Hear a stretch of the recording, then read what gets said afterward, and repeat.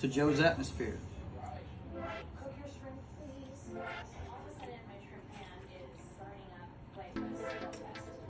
Okay.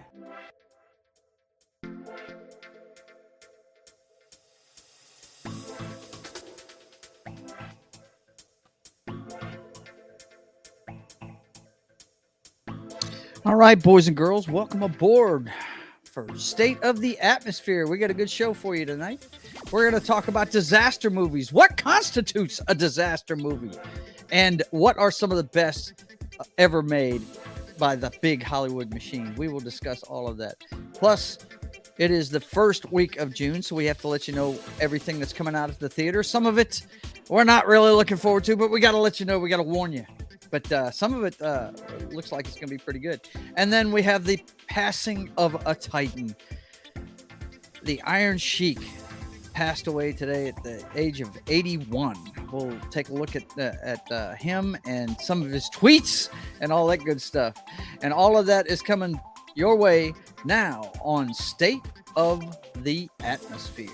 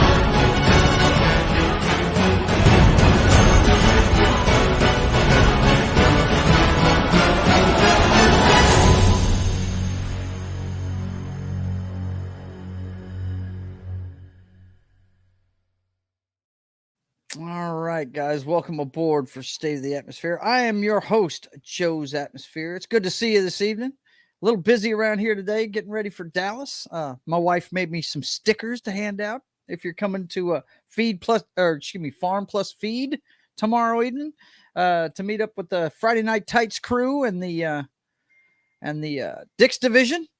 Comics Division's shows. Come see us. We're going to have a good time there tomorrow night from 7 to 10. But for tonight, I have my regular guests, starting off with John Das Wolfen. How you doing, man? I'm doing good. Oh, man, he's got hang on. I got to put it up, dude. I got to show it, dude. That is awesome. He is a huge Godzilla fan, and that is just badass right there. I love it. That is awesome. Yeah, I got the poster for the original Godzilla on my wall over here. Do you? Cool. Yeah.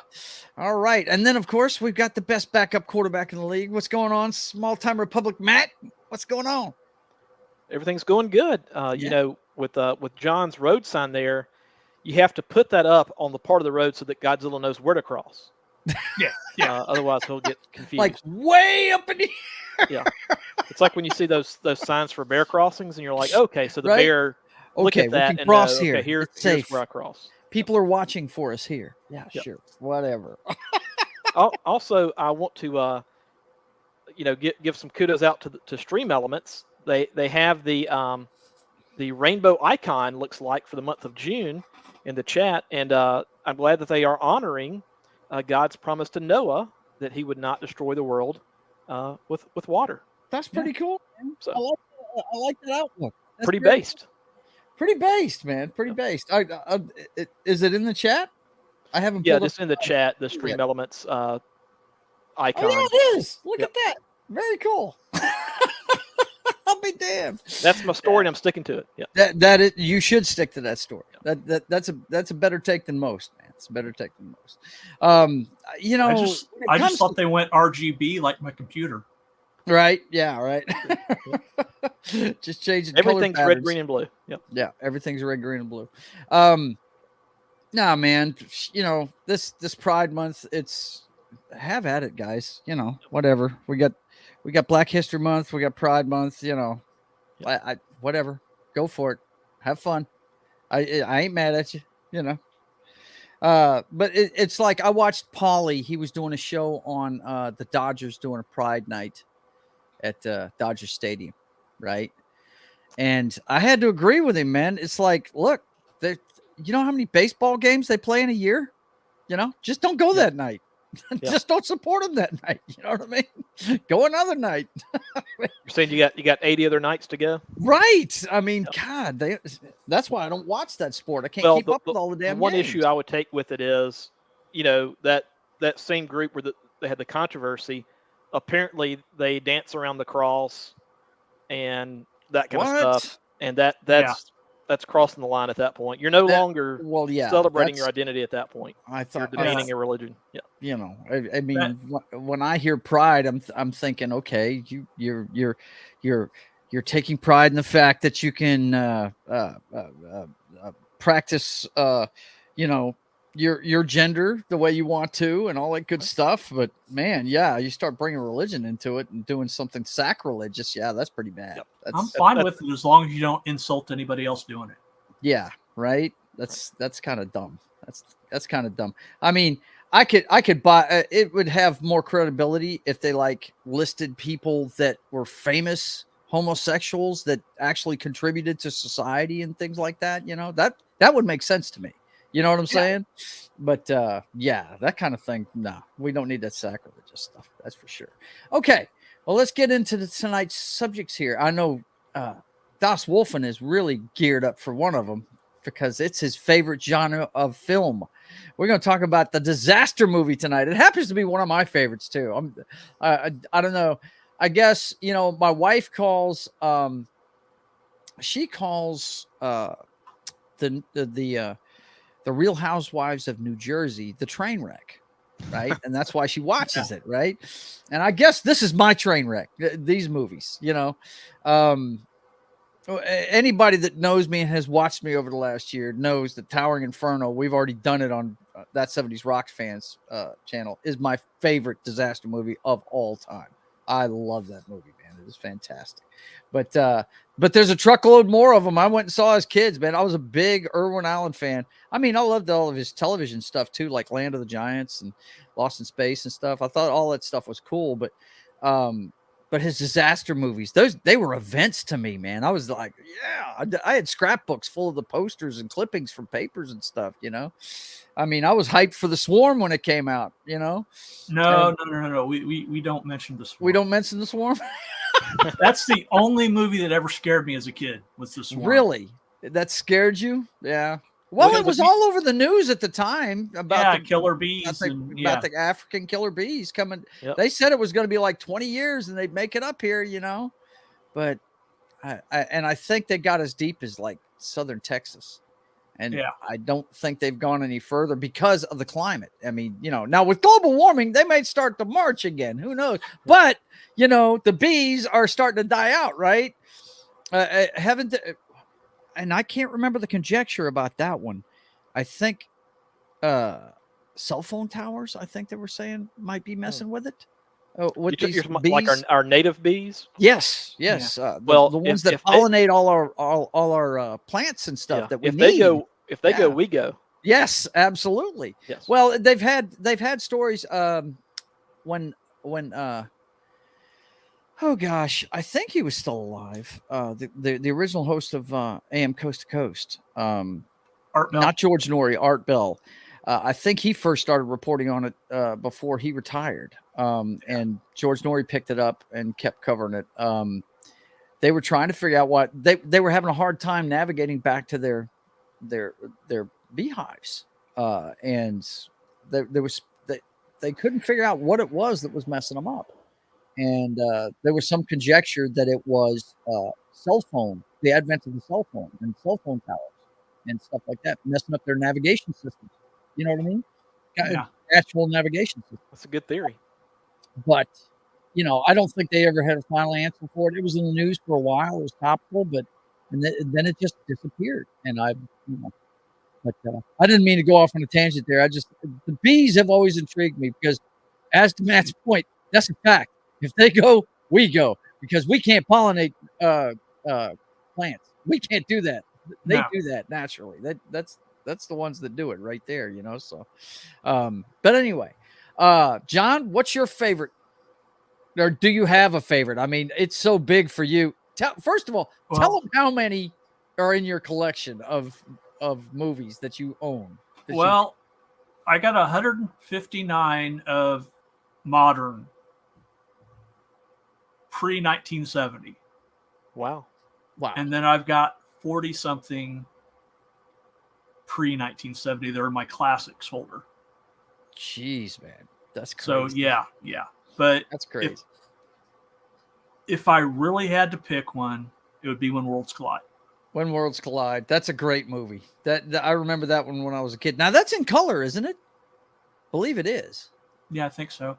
Yeah, but it's an old one. That is an Yeah. old flick. Yeah, 1951, I think. yeah. When Worlds Collide's a good one, man. Because I can't remember what planet was coming close to ours, but it was messing everything up. Hang on, let me say hi to Keely Chow. What's going on, man? It's good to see you. We are talking about disaster movies tonight. I've got a couple of lists we can look at, and me and John were checking them out before the show. And I think before we look at these, well, maybe we'll discuss it as we look at them. Let's see, which one do we want to look at first, John? Well, we'll look at this. But it was a star and a planet that came into our solar system. Is what it was. Is that what it was? Yeah. Man, it's been a long time since I saw that movie, but it Which caused theoretically earthquakes. can't happen. Yeah, of course it could. Yeah, There's rogue absolutely. stars out there that move and have a planetary system. Yep, for sure. But let's see. The first one I've got for us to look at here tonight is let's see. This one is from Ready Steady Cut is the name of the website. It was the first one I found, and it was just a quick 10 to get started with the discussion. They named 10 movies. Of course, the first one on theirs is Titanic, which, you know, I mean, yeah, it's a disaster movie, no doubt, because you know, it's some of these are based on real events. I like this one. My wife loves this one, of course. You know, it's a love story at the heart of it. But If I you're talking think Titanic movies, I'd rather go for it in the band played on. and the band played on, yeah. Well, I mean, I haven't seen a lot of them. Me personally, I have not seen a lot of them. This one here, I think they got the actual circumstances of what happened correct. You know, with a lot of embellishment, but yeah, there's a lot. I think it was the best way they could have made that movie with what that movie had to be, as far as it being a summer blockbuster. Well, it was a blockbuster. I don't know if it came out in the summer or not, but it was. I like about 30 minutes of that movie. The end of it with well, you know, I thought it was really good. I thought their portrayal of what happened, you know, speaking of the band played on, how they were actually going to pack up a couple of times, and then they said, fuck it, you know. I mean, they just kept playing. Billy Zane was a good villain. Yes, he was. He was fantastic in that movie. And you know what? I've always liked Billy Zane and everything he's ever done, really. He just, you know, he hasn't done that much stuff. My wife is a big Charmed fanatic, right? And he was on there for a couple of seasons playing somebody. I can't remember exactly who he was, or what he was, but he ended up teaching at their Witch Academy or some shit like that. I can't remember what it was, but I've always liked him. I like that movie, The Phantom, he made. You know, it was one of the first superhero movies, you know. I thought it was before they were cool. Yeah, before they were cool. I thought it was good. But the second one on their list is Contagion. And if you don't know what this is kind of this is like well, pretty much what they were scared of with COVID, right? But this was on steroids. Matt Damon plays just a regular average Joe husband of Gwyneth Paltrow's character, right? And she catches something, and that's how the movie starts. I can't remember how it ends. But that one's scary. You know what I mean? That's kind of realistic. The Wave. Now tell me about that one.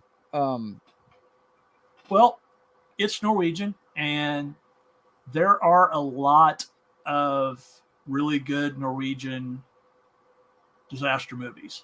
Yeah. that have come out in the last several years. The Burning Sea, I think, was the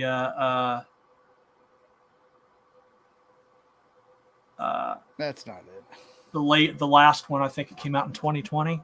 Mm-hmm. Might have been 2021. Yeah. Well, I'll have to check into that one. Do I need to read subtitles, or is it in English?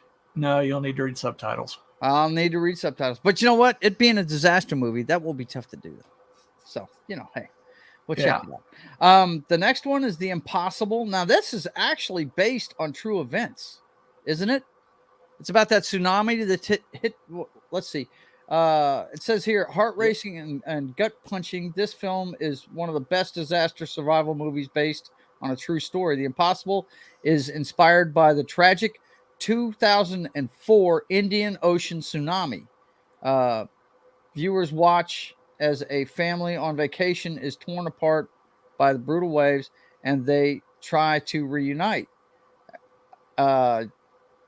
Naomi Watts and Ewan McGregor and Tom Holland are in this movie. Yeah, Tom Holland made his debut in that movie. A young Tom Holland. Wow. Where were they at? It says Indian Ocean. I wonder where they were at. Somewhere in Southeast Asia. Right? Yeah. Must have been the Philippines or something like that. Okay, so the next one we got is Snakes on a Plane. Now we're going to get into the discussion of what a disaster movie is, okay? Because, boys and girls, Snakes on a Plane is not a disaster movie. It is not, okay? Did the plane crash into a building? No. It's not a disaster movie. The snakes would have killed everybody and the plane hits a building, then we can call it a disaster movie. But that's not what happened. It is a disaster. Yeah. It's not a disaster movie. Yeah. It's a disaster on many levels. I've never watched it. The name alone sold me on not watching it. If I remember correctly, it was a very cool looking plane. I think it was a double decker. Yeah.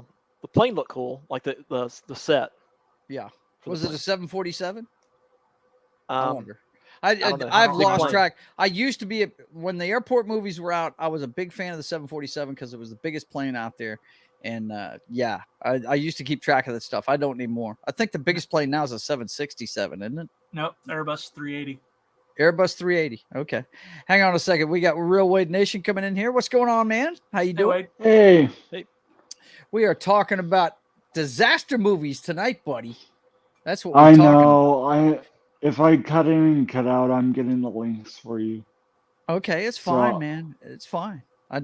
We ain't worried about the links until you either leave or you stay on to the end of the show. But what's your favorite disaster movie, man? What do you think? Are you not a disaster movie fan? I can be. Yeah. I'm trying to think of it. Okay. Get back to me in a second, and I will, buddy. I will. Let's see. But getting back to this, Snakes on a Plane is not a friggin' disaster movie, and we were actually discussing this before the show. John, give them your definition. You're the expert around here. Give them your definition of a disaster movie. If it causes destruction, that's not caused by terrestrial combat,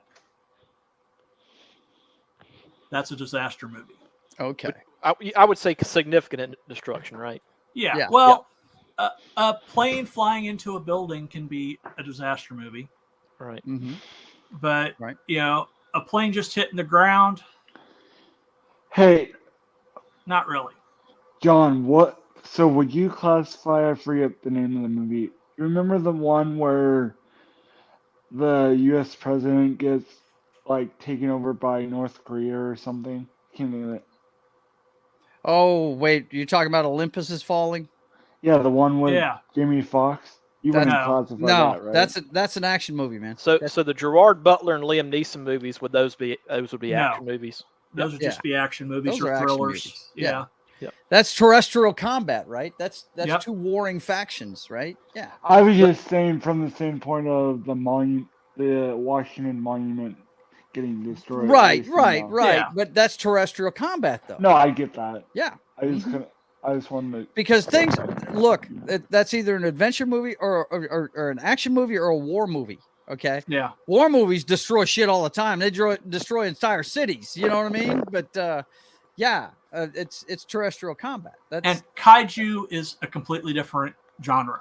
Yeah. So even though there's no mass Pacific Rim. no Pacific No Rim, Pacific Rim. No. No, that's kaiju. No. But alien invasion, that Yes. on the other hand, can fall into this genre apparently because a ID4, lot of these lists. Battle Los Angeles. Yeah. Hey, okay. War of the Worlds. Easy. That's easy for me.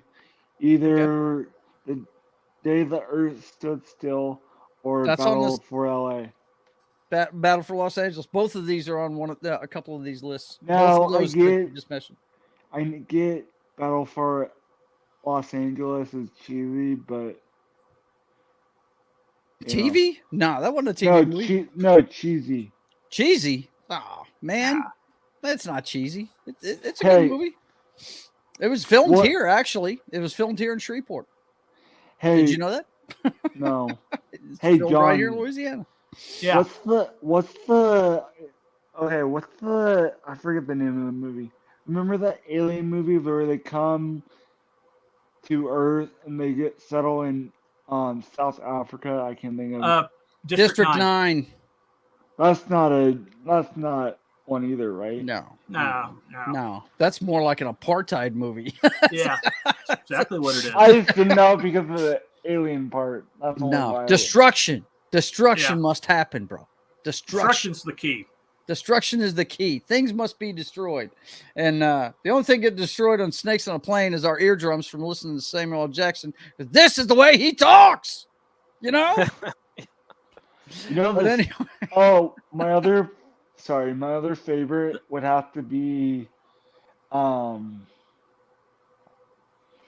what's the one where New York is like totally frozen?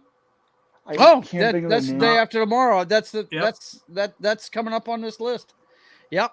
Day after tomorrow, which I like a lot. The next one on the list though is Twister with the great Bill Paxton, right? Yep. It's okay. Yeah, It was it different was a time, great but- movie. I don't care what you say, man. That was a great movie. I enjoyed the sorry. heck out of that. One of the greatest lines in cinema history. I've got to go. We've got cows. Yeah, we got cows. We got cows. Yeah, Well, I saw but somebody- you didn't need the love story to sell the movie, okay? Yeah, No, well, but I- you've got to Hey, get man. you've got to get the women in there. You got to get the women in there, bro. Yeah, no doubt. I saw. I mean, somebody yesterday- shoot, probably the disaster movie that's made the most money in history has a love story at the heart of it, Titanic. Yep. You know, so I You mean, call that a disaster movie? that is a disaster movie, bro. I call anytime that a ship, how many people died in the sinking of that ship? It was like 1,500, I It think. was over Let me look 1,500 up. people. Yeah. Hey, what Wow. about seeing the San Andreas? 1,500. San Andreas, of course, that's a disaster movie. More than 1,500. More than 1,500, yeah. Mm-hmm. Only one that I remember, I know it's fake, but it was sort of Titanic, was the Poseidon movie. But the Oh, Poseidon Poseidon Adventure Adventure counts. That's a great one. Yeah. That counts. But the next one on this list is The Day After Tomorrow, the one you were talking about, and I really dug that one because I don't know what it is. I just dig Dennis Quaid, man. Anything he's in, I'll watch it. I think he's great. I think he's fantastic. I did want to mention one thing going back to Twister, and that is something I Yeah. saw somebody tweet out yesterday. I forget who it was, but they said Bill Paxton makes every movie better. Yeah. And Oh it- yeah. for the I most saw part, somebody was talking true. about that the other day. Yeah, I saw it on Twitter too, where somebody said name an actor that makes every movie he's in better just Yeah. because he's in it. Yeah, and they had a picture of Bill Paxton there. They had a few pictures of him in it. Hey, Yeah. John, Absolutely.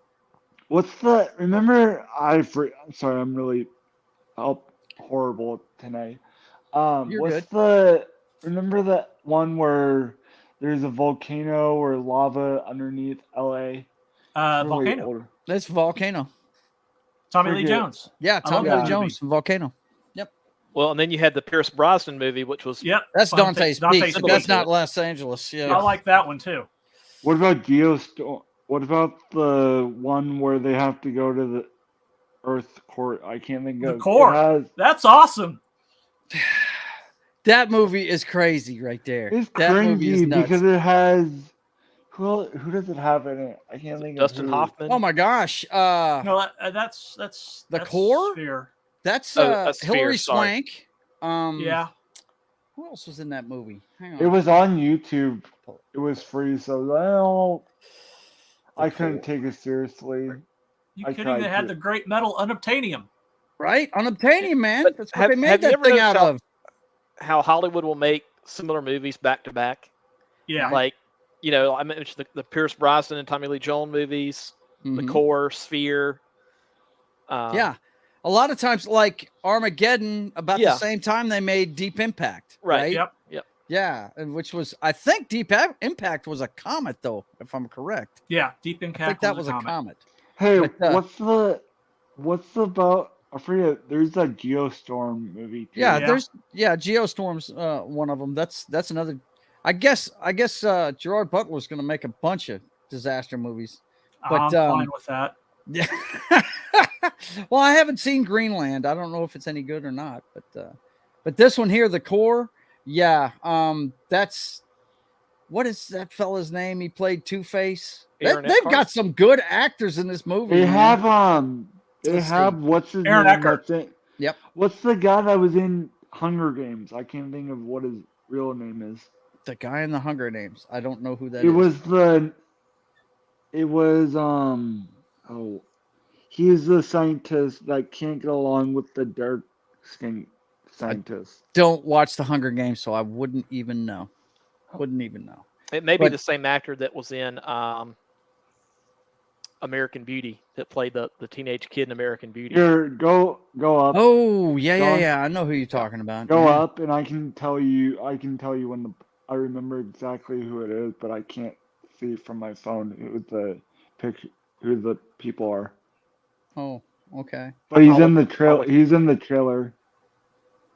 Oh yeah, it's the guy that had like the gray hair that you just saw. This I guy. Oh, yeah. Okay. I believe that is Stanley Tucci, I think. Yep. Stanley Tucci. Isn't that him? Or there's Stanley Tucci. He's got Bruce Greenwood is in it. But he's not the scientist. The scientist is Conrad. He plays Conrad Zimsky. That's Mm-hmm. DJ Qualls is in it. Unfortunately. There's a bunch of great actors in this, man. There Yeah. really is. It's amazing because And when I took my son to go see it when it came out, and he really wanted to see it really, really badly. And my gosh, I was like, wow, this is funny. I was laughing most of the movie. yeah, You know? when Wade mentioned the Hunger Games, I thought he was talking about Wes Bentley. That's the actor from American Beauty. No, right? it was. I can't think of who it was, but he's. But yeah, in the Stanley trailer. Tucci, I think is definitely who you're thinking. Yeah, Yeah. Stanley Tucci's the guy you were seeing in the And thing. there's Two-Face. Modern Yeah, Two-Face. that's Aaron Eckhart. Yep, that's what we were looking at, trying to find out his name. But this cast is amazing. It's What year did it come out? this movie came out in let's see, 2003. I know. 2003. I know it was free on YouTube for a while. Yeah, I wouldn't know. I paid to go see it in the theater. Was it? I wonder if it was ever completely full to go watch it. I don't know. I couldn't But, take it seriously. Day After Tomorrow, I really dug. That's the global warming movie. And actually, a little piece of trivia: if you ever watched next time you watch this movie, if you watch it on again, I mean, I'll watch it if it comes on TNT or something, But check out the credits at the beginning of it. Art Bell is actually credited at the beginning of the movie. Wow. Because he wrote a book with a guy that's kind of like Dennis Quaid in that movie. He's a climatologist, and what happens in that movie takes place over the space of a week, but in the book, The Coming Global Superstorm by Art Bell, and I can't remember who. John, look that up for me. See who else was on the byline for that. But Art Bell and a climatologist wrote a book called The Coming Global Superstorm, and it took place over several years. Okay, but they cram it into 1 week for Whitley Strieber. Whitley Strieber, yeah. It's called The Coming Global Superstorm, and he freely says in that book, because I've read it, and he freely says in that book that it's not because of global warming. That's not what's going on. It's a natural cycle of things. We're going to have another ice age, basically, is what he's trying to tell people. Did you guys ever watch Earthquake? Earthquake? Dude, I went and saw that in I went and saw that in Sense-Around. Sorry, I'm back in the day. I'm on my one of my consoles, and I'm trying to figure out other ones, so I feel like I'm There's part of it. no reason to apologize, man. But look, And it back just when that came movie came across. out in the 70s, they had this new thing, and basically all it was heavy bass speakers that they put in the theater to make your seat shake. It was called Sense-Around. And they only made John, correct me if I'm wrong, they made 4 Sense-Around movies. Earthquake was the first one. I think Midway was one, right? Yeah, Midway was Remember one. Midway was one. Roller Coaster was another Yeah. one, right? And I can't remember what the fourth one was. I think they made 4 of them though.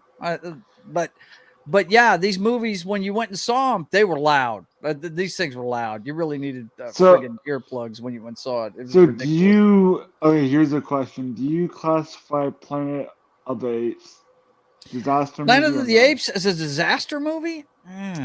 There was actually 5. There's actually 5. What are the other 2? Saga of a Star World. Saga of a Star World? Never heard of that one. And Mission Galactica, the Cylons Attack, the Battlestar Galactica pilot. They released that in Sense-Around? There was that in Sense-Around in the movie theaters. Oh yes, my they God, did. that would have been cool. Shit. You're probably talking about the original 2-hour movie, right? Yeah, the original. That's Mission Galactica Cylon Attack is the 79 movie. Wow, that would have been cool to see in friggin' Sense-Around, man. That would have been cool. But I did go see the 3 that I mentioned. What? Go ahead. Saga of Star Wars is the actual pilot for Battlestar Galactica. Yeah. Then there's the Mission Galactica, which is an extended version of that. Okay. All right. Cool. So Battlestar Galactica was in Sense-Around in the theaters. That's cool, man. Wait, I wish I'd have known about that. I'd have gone to see it for sure. What was Dante Peak about? Because Dante's Peak is about a volcano erupting in Washington State, I think. In Washington State, yeah. So is it basically St. Helens? Is what I guess. No, this is not Mount St. Helens. No. I know, but it's substitute for a fake volcano. Yeah. And when you mentioned The Day After Tomorrow, it got me thinking, what was the name of that John Cusack movie? So I looked it up. 2012. It was 2012. Oh, yeah. And whenever I Google it, one of the dumbest questions on here that says, people also ask, the first one in the list for the movie 2012 is, quote, is 2012 based on a true story? That's great. So apparently a lot of people have asked that question. Yeah. The whole thing behind 2012, guys, if you don't know, is that's when the Mayan calendar ran out. And so they said, oh, it's going to be the end of time. It was kind of like, the 2000 thing with the computers. Everybody was for sure. Y2K. Society was going to collapse. Y2K, yeah. Hey, but Dante's Peak has got my favorite James Bond ever in it, Pierce Brosnan. Hang on, let me pull this up. What is it, Wade? What's going on? Hey, would you classify Knowing as a disaster movie? Because I don't know. I'll have to defer to John on that one because I've barely seen that movie. My wife. Yes, because the plants wipe out the human race except for the kids. I always say that. Yeah. Knowing? That's the. Hang on. Mark Wahlberg. No, that's not what that is. It has Knowing is the one with. Ghost Rider. Yeah, Nicolas Cage. Nicolas Cage. Oh no. Yeah. Oh yeah. The one where No, he can not that one. predict disasters. Yeah, that would be Peripheral. Yeah, but Yeah, that's so but- weird because I'm right now on YouTube as a It's The Happening. That's the one. The Happening with, is the one you're thinking of. I So, hate The Happening. It is dumb. That It's a show bad is movie. so dumb. It's a But very it's bad. funny because right now they have it the Knowing as a disaster movie. I'm like, I don't know how. Because Yeah, there's a few of these we come across, like Snakes on a Plane. We're going to find a few of them that don't really Now, meet the Knock qualification. at the Cabin Door qualifies as a disaster movie. Knock at the Cabin Door. Yeah, it the came out weird one with Dave Bautista with in it. Dave Batista. I have not. It's Yeah, good. okay. That's the one that just come out recently. Don't Yeah, even the know what that's really about. weird one. that I didn't even From watching the give it a trailer, shot. it seemed like it was going to be a horror movie. Yeah, it's what it what looked like. that's what you think. Yeah. But basically, in a nutshell, I'm going to spoil it for you. The, Go ahead. I'm not gonna see it. Please do, because No I'm not problem really here. interested in it. these people get this vision that in order to stop the apocalypse, they've got to convince somebody to give up their life to stop it. Okay. But no disaster, and it's like every time they refuse, they say, "Oh, it's not on me." They end up killing one of the people that are there, the actual people that are there to kill the people in the cabin, Okay. because it's this gay couple in a cabin with their kid, and adopted kid. This movie is sounding weirder and weirder by the second. Yeah, I but no. saw the trailer. I'm like, nope. Planes start nope. falling out of the sky at one point because they Oh, refuse. the tsunami. You forgot the tsunami. The tsunami part. happens. Planes start Wow. falling out of the sky. I disaster- only say that because I did not see the movie, but it's in the trailer. So even if it qualifies. It's actually more than a I don't lot know of more how. than Snakes on a Plane is. That's is for this sure. a Shamalama Ding Dong classic? Yes, No. it is. This sounds like a Is Shamalama it- Ding Dong wait, movie. he made it. It's M. Yeah. Night Shyamalan. Yeah. I'm just not a fan Oh. of the guy. I just I'm not either. Hey, the only I- one I- that what's the other one where it's like it's like a horror movie, but it's not really a horror movie. Can't think of. It's like has a monster. I can't think of what it's called. Hang on a second, Wade. Think about it for a second while I acknowledge one of my dearest and oldest friends. I got to go by and see him at the comic book shop. Baron Von Headbanger. He says nothing beats Earthquake and Sense Around. Hell yeah, man. You know it, bro. Yeah, I probably went and saw it with him. And what's funny is, now check this out. This is how, I was a geek when it was not cool to be a geek. I used to sit there with an 8-track tape player and record movies when they'd be on TV so I could listen to them. I've listened to Jaws more than I've seen it. Okay. But one of the things that our local NBC affiliate, whenever they showed Earthquake on television, they had an FM station that you could enhance your sound for your television by playing it through your stereo speakers on an FM channel. And they actually pumped up the fact, hey, tune into this radio station and you can get close to the surround sound you listen to it in the theater on. It was That's pretty pretty neat. It was That's pretty pretty neat. Yeah. I was like, It's the wow. village. What is it? Would you Oh, The classify Village. The village? No. That was No. so dumb. That's not. No. Look, The Village, let me tell you something. M. Night Shyamalan is okay, but he ranks up there with J.J. Abrams as being, No, I the like second him coming. more- No, he's not. And I No. like him better than JJ though. At Yeah, least he I didn't understand do that, Hey, at but least he didn't do a Star Wars movie yet. yeah, M. well, Night- he's not M. going to Night do a Shy- Star Wars please movie. no. Yeah. M. No Night one I'm should. Shyamalan joking. That's has- what one has, one hasn't. That's Yeah, the whole I point. understand that. I understand that. Let's see. Trying to be Oh, a Jed's funny- here. Look out, man. What's going M- on, Jed? How you doing? Yeah. Wow. that good, huh? We're watching. Anyway. We're talking disaster movies. Go ahead, John.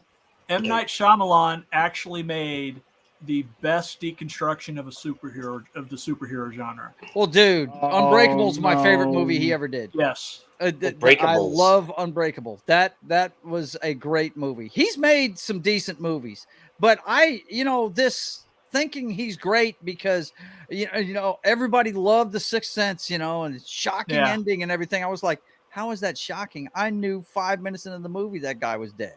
I knew it. Yeah, because all the clues were there. They kept telling you the whole time. Anybody with a brain knew that guy was dead already. So I once had a little bit of an interesting story. We talk about The Sixth Sense, makes me think about it. Mm-hmm. I don't know, probably 8 years ago. I'm driving out, not on the main drag of the area I live, but out in the suburbs, not near the downtown area. And I get to a four-way stop, and there's a car that stops across from me about the same time.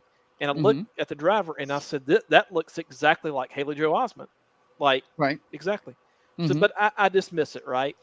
Well, then later on, I'm listening to the news that night, and it says they're filming a movie here, in the area, and Haley Joel Osment is in town, one of the actors. I'm like, you have got to be kidding me! I saw him in the middle of nowhere, and didn't even realize it. What is it, Wade? Go ahead. So I was over. You know how Tom Cruise got married in Italy years back? I guess. I don't follow him that close, but go ahead. I was there when he got married. Wow, cool. And my dad got on the news. That was on a thing. Yeah. That's only what. I mean, it may have been when he married Katie Holmes. Katie Holmes? Yeah. In Italy? Yeah. I guess the closest I ever came to being close to a production was we were driving around San Francisco in a van. Me and my fellow honor guardsmen. When I was in San Francisco, I was at the Presidio. It was the end of my military career, and I did nothing but military funerals up and down the west coast of the United States, doing the 21 gun salute, folding the flag, all that stuff. Anyway, we were between missions driving through the city, and we saw the cast of Voyage Home, Star Trek The Voyage Home, on the street corner where they filmed the thing with the plexiglass, trying to get the plexiglass and all that stuff. Or actually, I think it was the scene where they were splitting up. A couple of them were fixing to go to the naval yard, right? And a couple of them were going to go try and get the plexiglass made. I think that's what they were filming that day. That's about the closest I've come to any production. I mean, they set up right across the street from our neighborhood. The movie we mentioned earlier when we were talking with Gerard Butler in it, Olympus Has Fallen.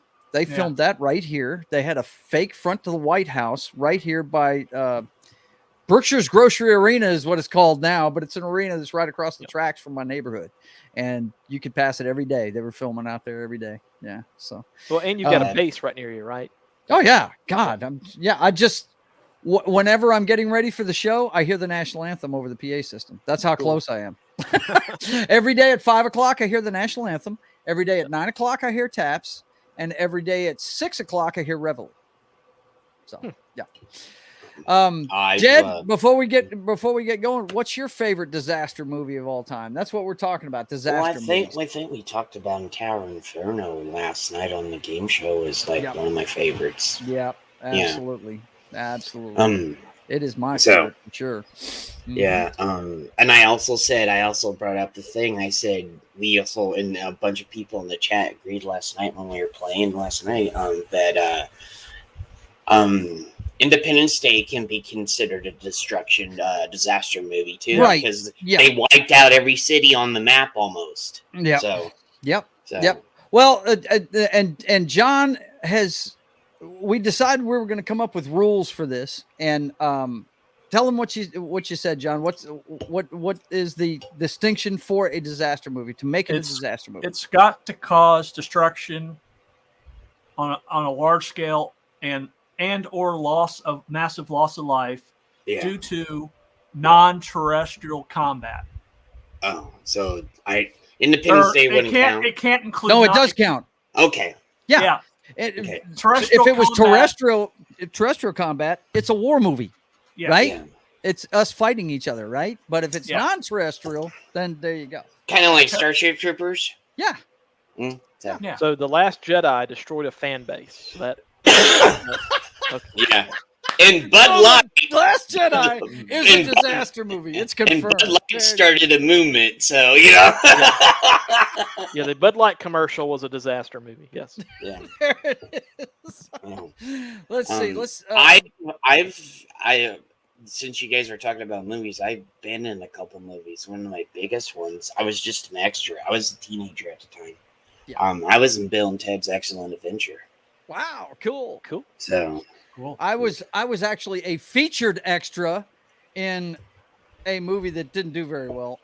But it was one of the last movies made by Peter Hyams, who is one of my favorite directors. He made California One, Running Scared with Billy Crystal in it, yeah. a few others.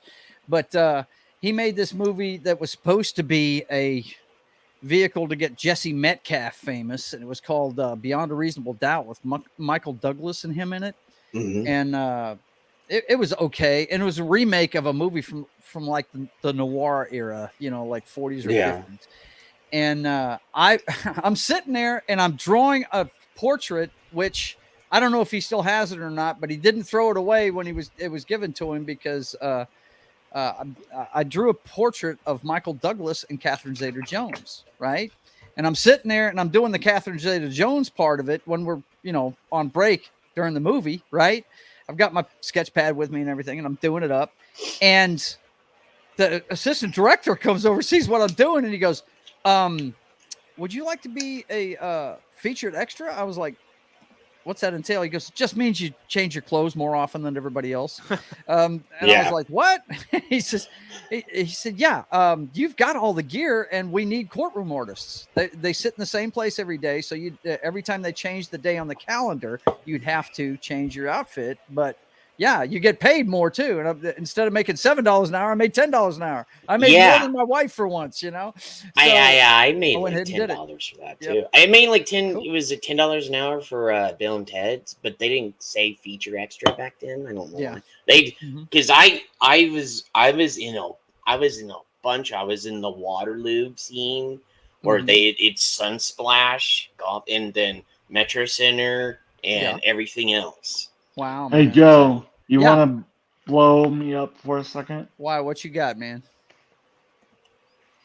I was actually over there. Speaking of, I mean, I know I was over there. Yeah. When he Yeah. went to see Kim Jong, which one is that? Il or Un? I don't It's, remember. North Korea. Kim Yeah. Jong I know Un. the son. Un. You mean the day he walked over the line and everybody Mhm. in our government had a hissy fit and he came back? Didn't Trump say And something then like, look at this. Next you're thing you looking know, very slim or something? Yeah. speaking of news, did you guys hear about the 12 horses? No. They Oh, shut down. I heard there was a lot of horses Churchill Downs. that are going Yeah. that are passing away there. Yep. But Sorry, I didn't mean to. you're I fine. was just looking. Trust me, I will mute you if I think you're getting out of hand, bro. But yeah, I doing extra work was fun. My wife's been a bunch of them, man. Her actually, if you guys ever just take a good look at her icon on the screen whenever you see her in the chat, it's a picture of her sitting next to Alexander Skarsgård when they did Straw Dogs here. They actually filmed it at our high school football stadium. Okay, the remake of That was Straw Dogs. fun. That was And fun you know who the head watching coach was? Who? Another guy that's fun to watch on Twitter. James Woods was the football Wow. coach in that movie. Back when he was allowed to work. Back when he was Yeah. allowed to work. Yes, sir. Yep. But she's the one that got me into it because she knew I was a big Michael Douglas fan. I watch anything that guy does. I just think he's awesome. I've always enjoyed his stuff. And I'm a big fan of his dad, too. I dig the Douglases, It was. And I'm sorry. Go ahead. I was gonna say it was fun watching. I wasn't born, but I watched Step by Step. Man, they could not get away with that stuff. Step by Step. Now- I don't know what yeah. you're talking about. The old TV show. Never seen it. Oh, it was on ABC early to mid 90s. Yep. Really? Yeah. I wouldn't know. It had, Never seen it. Patrick Duffy was and Suzanne Summers were the leads. Really? Yeah, they were. Huh. It was like a I- Brady Bunch, like a more modern Brady Bunch, I guess. Okay. Yeah. Cool.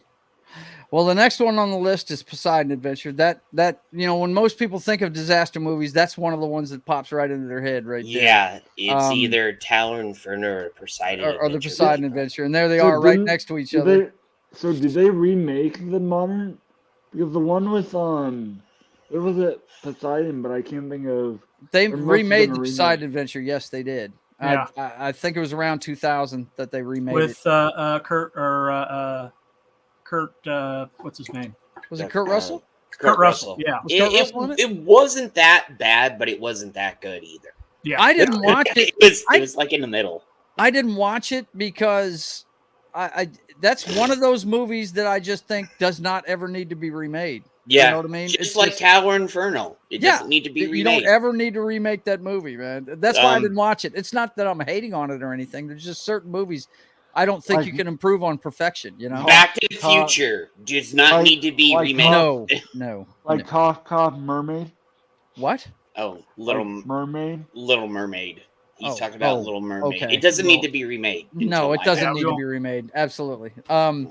But yeah, friggin' Poseidon Adventure, that movie, I really love Gene Hackman's character because, unlike, most Christian characters in movies, he's a pastor in it. If you've never seen this movie, he's a pastor.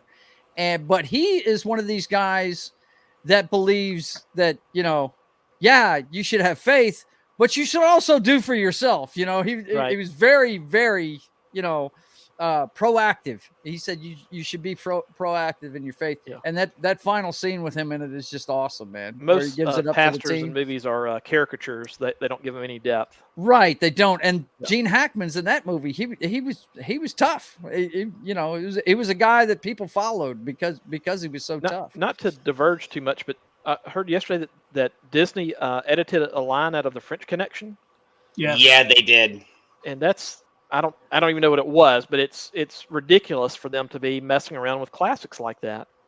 What even is? Well, that? Lucas I've gave never him heard the of it. go-ahead when he started editing all three movies. I so missed they're that. I just was reading the picking up- chat. What did you say, Matt? I'm sorry. I said that I heard yesterday that Disney they must own the French Connection because they edited out at least like a line or two from it, and I hadn't had a chance to read into it to see what they edited, but That they must should be a not 20th Century Fox film must Yeah. be, because But they they- own Fox now. but Yeah. they should not touch No. classics like that. No. They didn't they even shouldn't. edit it properly. They just cut it out, so it jumps.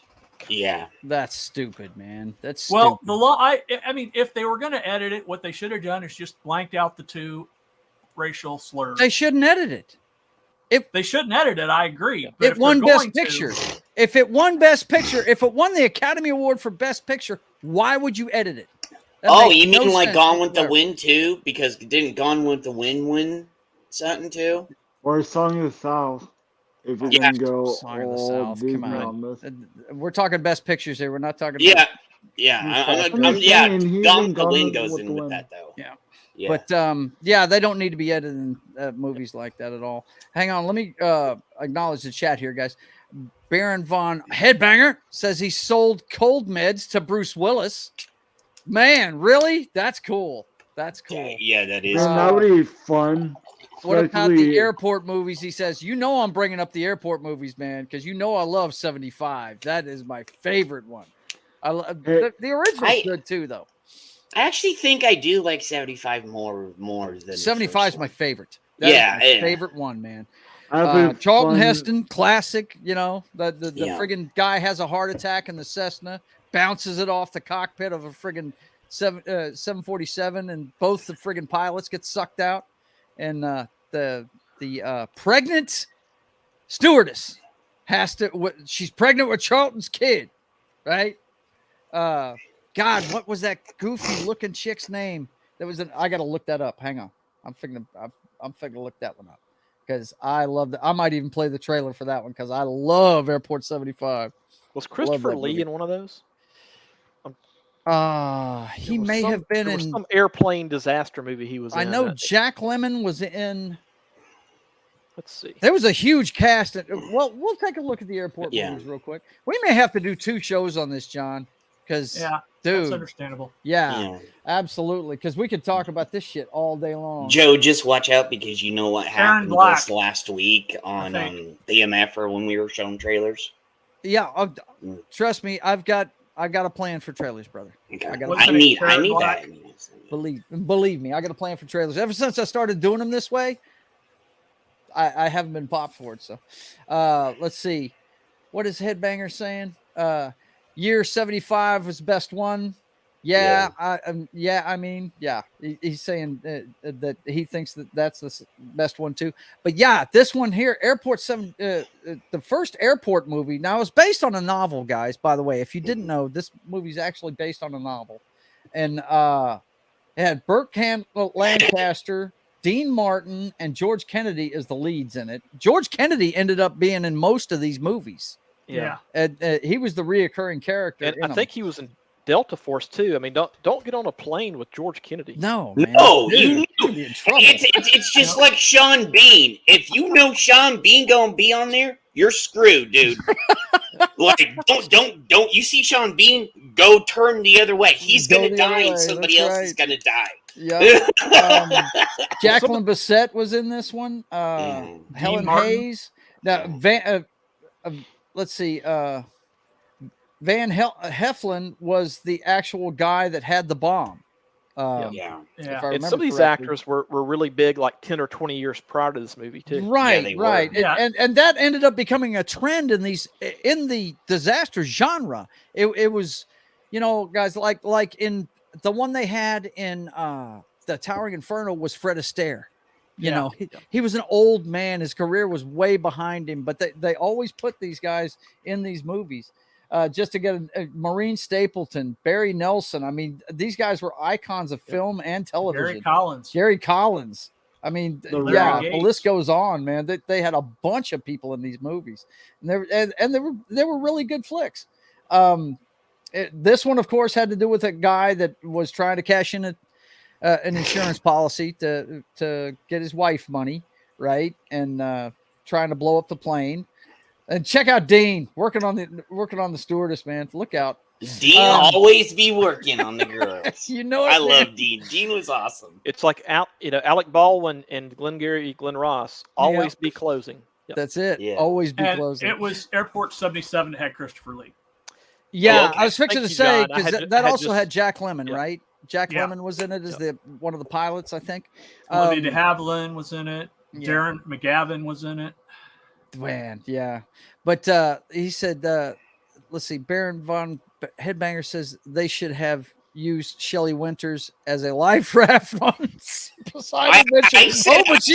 she was the swimmer, right? Yeah, and I said this when I went to go see it because when I was a kid, I said, hey, they're gonna have a water scene, right? And because I heard rumors, because my buddy already seen it the night before in the movie theater.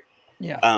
My dad's friends. Right. And he was like, I was like, are they going to use her as a life raft? and the guy that owned the theater was cracking his ass up. Oh, man. That's great. Yeah. And 79 was mine. 79. The Concorde. Yeah. I think that was the last one.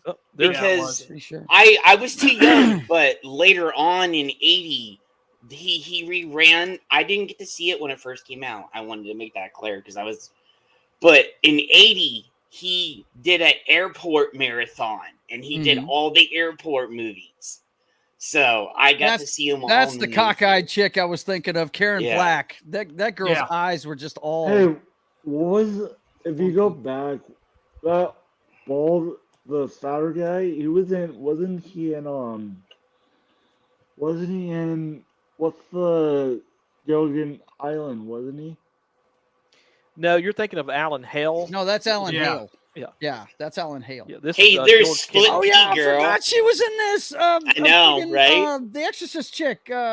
God. Linda Blair. Linda Blair, that's it. Yeah. I think that's Look at her Just- eyes. Good Lord. Dude, she always looked like that. No, I know. And I was like, I hate whenever to I keep saw pointing it her, I out, was but like, how damn, does she dude. walk around? Right? Somebody can just smack her in the back of the head, make her eyes go. And I was like, Right. But what's funny is, though, if you've never seen this movie, they actually drop Charlton Heston into the cockpit. And it's a lot like, if you've ever seen Air Force One, it's a lot like that movie where they drop a guy from another plane into the plane. You know, it really reminded me a lot of it, man. It was pretty cool stuff. But this one had tons of people in it, man.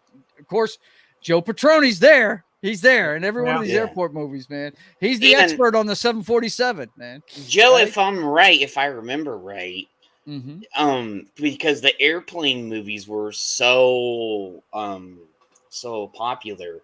The reason why Airplane came out was because they were a real big fan of the airport movies. And you can see, if you go back, you can see they took some of the scenes from the airport movies and put it in Airplane along with other stuff. Right. But it was actually based on another previous movie called 0 Hour, isn't that? Yeah, but it was a mixture of some of the airplane movies at the time. Yeah, well, but 0 Hours, the one it's most close to. It's almost word for word 0 Hour. Yeah. But these things have huge casts, man, and like Matt was saying, a lot of these older actors whose careers had already passed by, like Sid Caesar's in this one.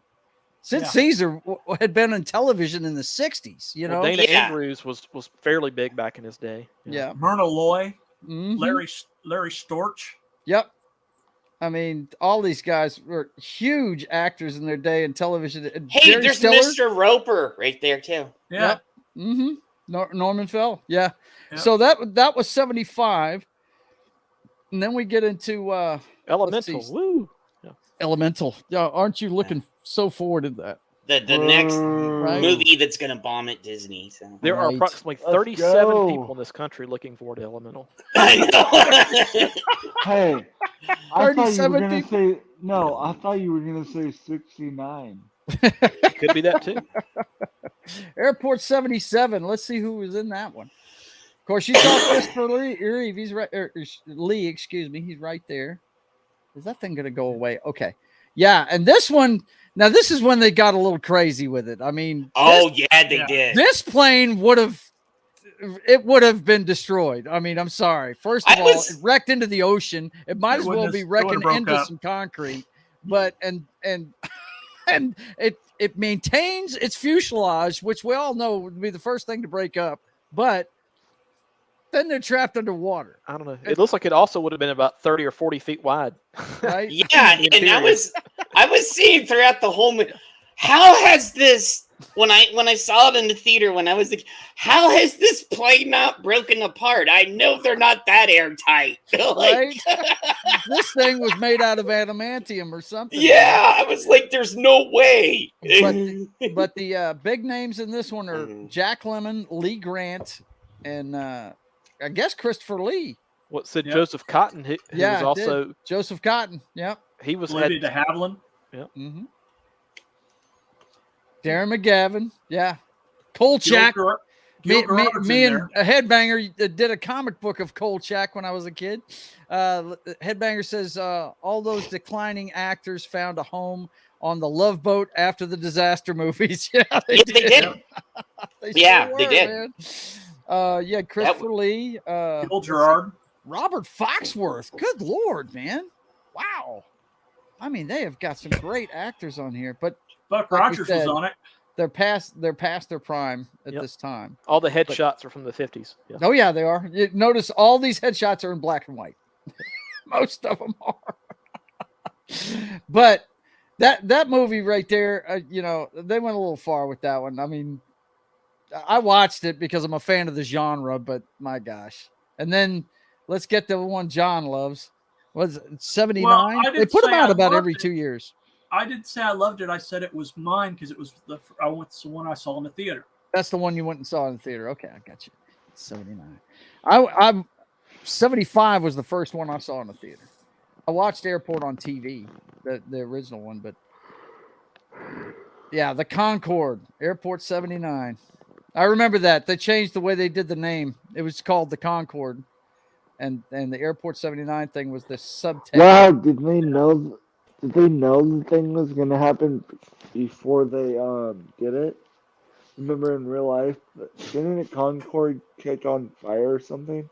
Oh, every plane's had its accidents, but Yeah. the only I don't know why the Concorde went out of commission. Does anybody know that? It why wasn't cost effective to fly it anymore. No, it wasn't. They were losing too much money on it. Wow. Because nobody would take it no more. It was too expensive. It was too bloody expensive. Nobody would take it. I wonder if it was expensive, but because of the speed and how much fuel it burned, or yeah. Okay. Jeez. Well, anyway, we're talking like $2,000 or $3,000 a ticket back then. Wow. Yeah. Okay, and this is where they start really digging in here. We got Robert Wagner, Susan Blakely. I don't even know this guy, Alan Delane, the guy that's the main character. But Patron's there.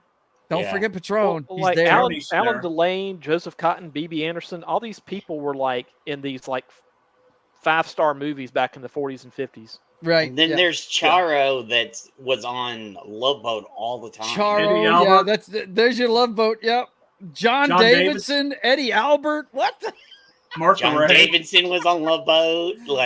This is me and Hedberger's childhood right here on the cast list right here, man. Cicely Tyson, J.J. Walker. Yeah. Kid Dynamite. David Warner was in it. Yeah, look at that. David Warner. Sybil Danning. He died last year, didn't he, David? Yeah. I just imagine like some executive going to the casting director and being like, "What are you doing? Do you have schizophrenia?" And he being like, "I'm just having fun. I'm just having fun. I'm just filling slots, man." Yeah. I'm rolling dice. That's what I'm doing. Yeah. Whatever number comes up, I just go. He's like blindfolded, going, "Let's put this person in there." I just never thought there'd be a movie that had Alan Delane and J.J. Walker in it. Man, you know what? Imagine what kind of trivia question that would be, right? Right. That's crazy, man. But the airport movies, they're fantastic. But yeah, we may have to go ahead and move on to the next subject, man, because we're never going to get off of this. I tell you what, we're going to have to do. We'll have to make this a running series like we're doing the video game one. So we'll alternate between the two. We'll make this because we're not going to get to the video game one. Number 94 coming up next. Yeah, right. Number 94 coming up next on the list. Yeah, the guy that was going to make what did he say he was going to make his name? Waiting for 94 or something like that. I was going to change my screen name to 94 is next or something. I forget. Right. Okay. So the next thing we're going to talk about today, guys, like we do every first show of the month, we're going to talk about the upcoming movies we got on tap this month. Yes, it's an all movie show today, except for one other thing we'll get to. But we're going to get into what is coming up at the theater. Let me clean up my tabs here real quick. And dial of adult diapers. Man, of adult diapers, the geriatric dial. Yeah. We're going to get to that one. We're going to get to that one. If you the dial of dementia. Right? If you thought the last Indiana Jones was bad, wait for dude, this is going to be it's well, going to be horrific. Oh, but I got to tell you guys, we're going to start the month off with maybe a good one. We can cross our fingers and hope. We got Transformers. Well, right now in theater is the Spider-Man movie. Yeah, Across the Spider-Verse, which I saw Tuesday, which is not bad. Didn't that come out? It came out. No, it did come out last Friday, didn't it? Yep. Yeah. Mm-hmm. Yep. You're right. Across the Spider-Verse would be the first one. Yep. And I hear good things about it. Yeah, it's pretty good. There's some really cool surprise cameos. Yeah. I heard you have to see it more than once to catch everything. Yes, you do. Said that there's of course I'm getting all this from Polly, Latino Slant. I like his view on things. and he did an immediate reaction like he always does. He always goes with Chris Gore to the movie. Yeah. When he goes, and both of them liked it. And they couldn't wait to see it again. So I'm kind of surprised after seeing some of the stuff that we'd seen in some of the trailers and stuff. By the way, I really am not hyped to see a friggin' pregnant Spider Woman. I'm just not. It canonizes every single Spider-Man incarnation that's ever existed, Really, including Saputo Man. Saputo Man. What about Spider-Ham? Is he in there? Spider-Ham's in it, yes. Yes, Better be Spider-Ham is in the first one. Spider-Ham. He just makes a cameo, though. I mean, it's not. Yeah. We need Nicholas Hammond Spider-Man with a rope, for the web from the late 70s. Yeah. Right. Yeah. Yeah. Nick, you actually see his web shooter. Do you? Oh, cool. Yeah, big in white one of the thing? images. Yeah, in one of the images. Yeah, it's like, I know that. I grew up with that one. Yep. By the way, I'm so glad that Chris Gore has ingratiated himself with this corner of the internet, because he is just a plethora of knowledge. Yeah. And does a great job with everything that he does. I want to see his documentary Attack of the Dock. I want to see that badly. I got to find a place to watch that. I think you can buy it. But I'm going to do that after I get back from Texas this week, because I definitely want to see that movie. I really appreciate his opinions, and he was one of the guys sitting there when G4 was blowing it left and right, going, "This ain't G4. What is this?" Yeah, I remember that. Big time. And was he on G4? What's that? Yeah, he was on G4 back then. He was their movie guy. I knew I heard his name before, but yeah, you should follow. If you don't follow him, go subscribe to him, Wade. He's got some good stuff. He has a daily show called I think it's Screen Rant or Film Threat or something like that. Film Threat's the name of the channel. And who's his buddy that he does that with out there in LA? I can't remember the guy's name, but he's funny as hell. He's funny as hell. He's a good guy. You can tell they've been friends for a long time, those two. But I'm actually gonna watch Into the Spider-Verse. I'm probably not gonna go see it in the movies, because the next one my wife wants to go see, because I asked her about it last night. I said, we got Transformers this weekend. I said, I really, don't care one way or the other. And she said, "Oh no, we're going to see that one." She said she wants to see it big time. So, and this one. Please tell me if it's good, because I'm tired of getting burnt with all the Transformers stuff. I hear you, man. Going woke. Yeah. Well, the good thing to know about this one is it's not from the regular Michael Bay version. It's from the Bumblebee world, the world of Bumblebee. That movie. Okay, if you remember that one. So but I'm so confused how it fits in with everything now. It doesn't fit.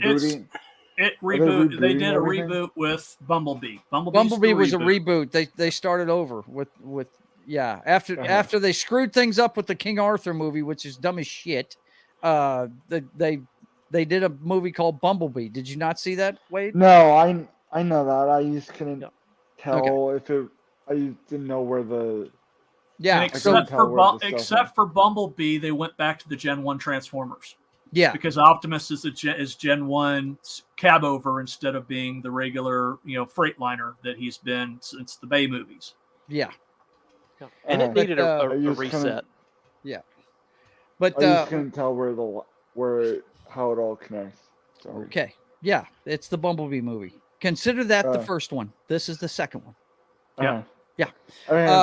But I tell you, one person I know it's going to be happy about this one's my stepson Devin. He loves the Primals, dude. He thinks they're just freaking bomb ass. But here's my thing, and I already brought this up on was it on Ballbusters or something about there's Optimus the Primal in Beast Wars, but there's also OG Optimus Prime, right? Mm-hmm. And I was like, okay, how are they going to explain this? Because that they're both Prime. Mm-hmm. Yeah, and I was like, okay, so my thing was they're going to kill somebody off. Mm-hmm. Prime is just a title, right? Yeah, I know. I know it's just a title, but I have a bad feeling they're gonna either kill OG Prime off, or one of the Primes is gonna go. They're gonna pull an '80s thing where we were all happy about the '80s movie, and they killed off Prime at the end, and Rodimus Prime, became Prime. Right? So Yeah. Mm-hmm. that movie pissed me off so bad. One big difference. I was so pissed at that movie. One big difference is this isn't designed to sell toys. No. That was the 80. They've come out and admitted that the 86 Transformers was designed to sell the new line of Transformers. And it did. I had all of them. No, I didn't get. I said fuck Rodimus. I'm just Yeah. No, I love Prime. I love OG Optimus Prime. Let's roll out. I was a kid then. I was born in the mid 70s, and I was, my memory started in 77. Yeah. Thank God. And I was running home from college to watch that movie. To watch those TV shows, and I dug the flick. But hey, I can understand you being a young kid and they're killing off Optimus Prime. That ain't cool, man. Well, it's true. He-Man was just made to sell toys. They wanted to do Conan, but they couldn't, so they made up their own version of That's how the comics did that too. Ron the Space Knight was made just to sell toys. Micronauts. Yeah, that one too was made. Thundercats. Thundercats. All of that stuff. Yep. But I'll tell you that since you brought up the animated movie from '86, that one has a very cool trivia question though. Remember this, guys. If anybody ever asks you what the last credit Orson Welles, the great Orson Welles, who arguably directed and wrote and starred in the greatest movie ever made, according to some critics, right? Orson Welles' last role in a movie was playing the voice of Unicron in the Transformers movie. Yeah, it was. So, yep. And that movie did have a great voice cast. It did. Leonard Nimoy was Galvatron. Judd Nelson was the one that was Hot Rod. I mean, they had some really good voices in that one. But I'm hopeful that this movie's going to be good. And I am going to see it. And if you guys want me to, I'll do a review video of it. No problem. I'm not going to be able to go to it till Tuesday because I've got a funeral this weekend. So yeah. Well, I'll do it without spoilers. No problem. All I just want to know is how woke is it? Because I'm tired of like all the movies lately being all, Yeah. We all. That's why believe I was just saying from that standpoint. I just want to know how much. I will let you know. Worry not. Baron von Headbanger says the 80s cartoons were toy commercials. Yeah, no doubt. Yeah. Yep. Okay, let's see what's next on the list here. Real quick, one thing about the new Transformers movie that I think is interesting is that it's going to be set in the 90s. So you had the Bayformer movies, which were set later than Bumblebee, which was set before it. So it does kind of fit into some ground that live action hasn't covered yet for them. Yep. So that's pretty cool. Good. It's looking pretty cool to me. Let's see. The next one we got on our list is, oh boy. Yeah, man. I don't know whether to scream or you got two shows that are coming up. So The Flash. The Flash is upon us, boys and girls. It is upon us. And look, I don't think anybody wants to go see it for this guy. No, but I think everybody wants to go see it for this guy. Yeah. I'll wait till all the clips of him, Michael Keaton, are on YouTube or something. Fuck it. Yeah. I'm not giving him my money. Yeah, so. I hear you. Well, I've got to go though, because I got to support my girl, even though they've cut all the hair off. A girl, dude. Listen, there's a storyline where they do this to Superman, and I think that's what they're doing with her. That she's been experimented on and all kinds of shit, and they basically shaved her head and it's growing back. So I got to go see Supergirl, man. She sits right next to me. If you haven't noticed, If you have not noticed, let me show you. She's right next to me every time. I am a Yeah, big but fan. the Big fan. movie Yeah, is but not that's the real. the movie that's is not proper Supergirl. I know that's that. it. That's the woke version of Supergirl. They did it I on know. purpose. Yeah, that's what I I'm know. saying. I won't support that bullshit. I will I hear support you. the one you love, Joe. But Yeah. fuck that bitch right there. I'm sorry. I'll be brutally honest. I love the one you love, Joe, but Well, this Yeah. woke piece of shit. I got you. I got It's you. not going to be any more woke than Supergirl the series was. Right? Supergirl the series got out of hand. It Yeah, was and I hard for me didn't to watch watch that it. either. Oof. I watched like 5 minutes of it and turned it off. Well, the thing, Yeah. since we're talking about it, I'll tell you that the Supergirl story. I always thought that the CW show started off wrong to me. I always thought that they should start with her landing on Earth and at least do a little bit of her as a teenager, because she's a lot different from Superman, because she remembers Krypton. Yeah. And she's pissed that it's gone. And she's really mad that, she's stuck on Earth. And that's part of the reason why I don't know if you guys ever read the New 52 run.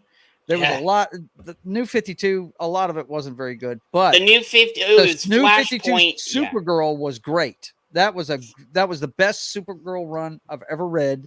And she got the red ring. She became a Rage Lantern. And she became the first being to ever be able to take it off and live. It was cool stories, but it had to do with her real. After, because Flashpoint led to Rebirth. Flashpoint led to the New 52. Yeah, Flashpoint was what I know, because I went. I had the comic. I was like, oh, they're gonna do something cool. I was like, no. You see Flashpoint, and you see at the end of the issue, you see everything, and then they gave the ultimate fuck you to all the fans at the end of the book. To every DC fan that loved it, they gave the ultimate fuck you, and then another was it when the new books came out, they gave an even bigger ultimate fuck you to all the fans, all the real fans out there, all the people that've been reading it, like me, Joe, and everybody else, and that's been reading since. Don't count me in that. I am a DC idiot. I've learned everything I know about DC. I thought you read the comics. I'm a Marvel guy. Everything I've learned about DC, I learned from DC Universe, man. That's why I love the game so much. It really flew me into a lot of it. That's how I learned to read, was through comics. Mm-hmm. And Superman was my first comic.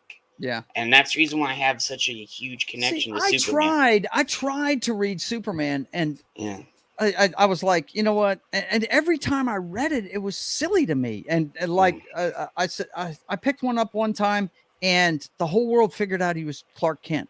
And how did he fix it? He super hypnotized the entire planet.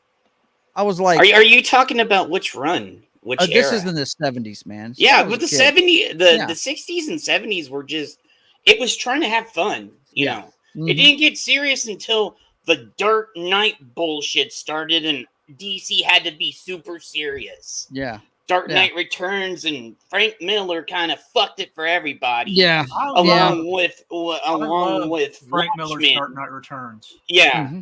Yeah, it was Watchmen and Dark Knight Returns that fucked it for everybody. I will say this, I love both of them, but those two books is what brought on the dark, grim, because they were popular, and any company that's got something popular, they're going to try and sell more of it. So, and that's the reason why we're still at that stupid same point today, because those two books, even though I love them, that's what started DC down the darkest timeline path. And you would think, based on capitalism, that they would stop selling it when it's not popular. Yeah. Right. But, you would think. Yeah. But no, they continue to do it.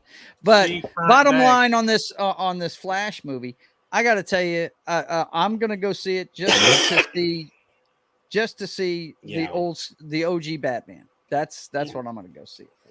I'm going to see it for that. Going to see it for Batfleck, and I'm going to see it for Nicolas Cage as Superman Returns. Yeah. The cameo was Superman. Yeah. Superman Lives. Yeah. As long as we don't get 80-year-old Burt Ward wearing his Robin tights. Right. Better not be in there. But here's the thing: it's going to be interesting to see how well this is received, because most of the people that have seen it have said it's decent. So and they really credit the girl that's playing the mother a lot. I was watching Midnight's Edge earlier today, and who was it that had seen it but was on there? I think it was Chris Gore was saying that the mother was really good in it. So anyway, yeah, I know where you're coming from, Jed, but it was Flashpoint. Well, actually, it was what was it when they killed most of the Justice Society off? I think that was the start of my hatred for the people. It wasn't the characters; it was the start of my hatred. Mm-hmm. Because note to self: don't piss off Jed. Right? Yeah, well, Jed will let you know. Yeah, I will. If you see some of my tweets, I will rip into something. I have no filter sometimes. If you've seen the MF, okay. If I recall correctly, they didn't actually kill the Justice Society off. They locked them in a pocket dimension during Ragnarok. They killed a few of the members off permanently, and it was a couple because I was reading through. Was it 0 Hour or something? It was one of them, and it was all about the Justice Society, and they killed 2 of them. I was like, I was sitting at the comic book store, and all of a sudden I got up. I said, "What the fuck?" Like in the whole store. I was in the comic book store. I was like, "Those motherfuckers right now. I'm going to walk over to that goddamn place. I'm going to go tell these motherfuckers, why are they killing off my homies?" So the guy counter goes, so you're not going to buy it. So you're not going to buy it, are you? No. Well, then please put it down, sir. You're smudging it. Okay? No, I knew the owner, and the owner goes, the owner it's a joke, told, buddy. Yeah, I know. I knew the owner of the store, and he goes, everybody at the store was like nervous when I walked in because I was all happy to go read this, and they're like, "Hey Jed, how was your day? I hope you had a good day, man." I was like, "Yeah, it was." It's like when Jed walks in the door, everybody stops their conversation. No, because they knew I would have this response, and I was, I would also work there. I worked there too. Jed, have you ever considered anger management? Oh yeah, people tell me that all the time. This is Jed's anger management right here. YouTube anger management. That's it. Yeah, basically, if you see the MFer and shit, you see in other things, you see that's my anger management. Well, please like how don't blow your top at this one. We also got Elemental coming out the same day. So. You know what? I'm to the point. Like I'm laughing at shit, but then there's some things that just hit me. Mm-hmm. You know, and I'm like, I don't give a fuck about Elemental. Yeah, me neither. I would kind of laugh if Elemental beats the Flash. That. I don't think there's a chance in hell of that happening. But it'd be funny if it did. The only way that would happen is if Disney bought all the seats like they did for fucking Captain Marvel. Okay, let's be fucking honest. But Disney doesn't even have the money to fix Hulu right now because they're in a battle with, was it Comcast or something? I can't for Hulu right now. Disney's fucked. Yeah. Yeah. They are cash poor right now. Yeah, they don't have the money. Mm-hmm. And here's the thing. It's like Bud Light. Bud Light keeps losing money. Target keeps losing money. All these companies. Hey, you stupid motherfucking idiots. You know how not to lose money? Don't make it woke and just go back to doing what you're doing. Sell your product. Fucking do proper movies. Have story, heart, soul, all this shit in there. And you will sell your shit. Yeah. Yeah. It's okay, Jed. I'm glad you got that out, buddy. I'm glad you got that out. But since you brought it up, you turn down the dial a bit. I'd like to keep my inner drums and my hearing intact. Oh, like Ruben says, so Elemental is a disaster of a movie? Yeah. I actually thought about doing that too. After we're done with the disaster movies, we got to go with the box office disasters, right? Wait till tonight, Joe, when we play Star Wars, man. It's like, I'm waiting for that. That's gonna be fun. That's gonna be fun. But we got Elemental, and I don't think anybody's looking forward to this movie. It looks like hey, Ruben. Fire. What's up, brother? Not gonna be good. No, it and isn't. then the next one we've Yeah, got not that you're trying to pour cold water on it or anything. no. Yeah. Let's see. The next big one we got to wrap up the month. Well, an honorable mention for something that might be good. Now, I don't know if you guys are I hate Wes Anderson movies. fans, but Asteroid City comes out this month too. I haven't heard that much about it. You're not going to hear much about a Wes Anderson movie. But, Well, yeah. Is it Wes S. Anderson or Wes Anderson? It's Wes Anderson. It's Okay. the guy that the does one that Yeah. the one that did Resident Evil and stuff. No. That's Paul S. Anderson. Okay. Yeah. Okay. Yeah. Excuse me. This is I Wes apologize. Anderson. He's got the you. guy Yes. that did the Life Aquatic with Bill Murray. You know. Okay, that was a very weird, but I kind of like All his movies are weird, but they're kind of funny too. So yeah. Oh, it has Bill Murray They in all it. framed the same way too. yeah, they they are. are. Absolutely. He definitely has a style. You can tell visually that Yeah, you're he watching does. a Wes Anderson movie. Well, no doubt. I always say it's a very Mhm. unique Mhm. style that nobody else does. Yeah. One of the main reasons why I brought this movie up, my daughter's name on Instagram is Wes Anderson's Blazer. Okay, she loves this guy. She is the biggest Wes Anderson. I kind of want to see this. It says the linear of a junior stargazer is spectacular, disrupting world changing events. I want to see this now. Yeah, it looks pretty cool, man. Yeah, You look up Wes Anderson in the dictionary. It says "see pretentious prick." Yeah. He does. He's one of those guys. But you know what? And it's funny you bring that up, John. We hear this about a lot of directors, but you know what? Every one of them's fucking successful. They get their vision seen on the screen. You know, people say the same thing about James Cameron. They say he's difficult as everybody that worked on The Abyss said they'd never work with him again. He was such an asshole. How about The Shining and everything else? All the other movies, dude. They said. Sorry. I mean, if I had a nickel for every time I was in traffic and someone called me a pretentious prick, yeah. But he gets to his destination. Right? Yeah, he does. Let's see. What's my man Ruben talking about here? He said Jed is going to hack a furball. Yeah, he's coming off of some illness there, buddy. I'm coming off of illness, and then my allergies kicked in too. Right? So. Yeah. And he's saying hail to us. It's good to see you, Ruben. Thank you. Good to see you, brother. Hey, Ruben. But we got Asteroid City, and that's going to be on the 23rd. And then to wrap up the month, the one that everybody's going to have a ball. Everybody that's monetized on YouTube is going to have a ball with this one. Yes, it's Indiana Jones. And God, they are playing this on Twitch and YouTube and everywhere now. You can't get away from this stupid trailer. Hey, Joe. Yeah. I don't know. What about the? I know it's Disney Plus, but don't forget about Secret Invasion. Oh yeah. I'm not worried about Disney Plus and TV shows. That's for another day. I forgot it was a TV show. Yeah, that's minor leagues right there. I thought it was a movie. Sorry. No, it's not a movie. It is a series. Yeah. You know what they do? They film it as a movie, but then they split it up. Yeah. Because WandaVision they even admitted WandaVision, it started out as a movie and then they're like, hey, we need to split it up. Yeah. Literally. But this one here comes out, I think, what is it, the 30th? Yeah. Yeah. Archaeologist Indiana Jones races against time to retrieve a legendary artifact that can change the course of history. Well, that's pretty much every Indiana Jones movie. And they're not telling you a lot about this flick for a reason. Mm-hmm.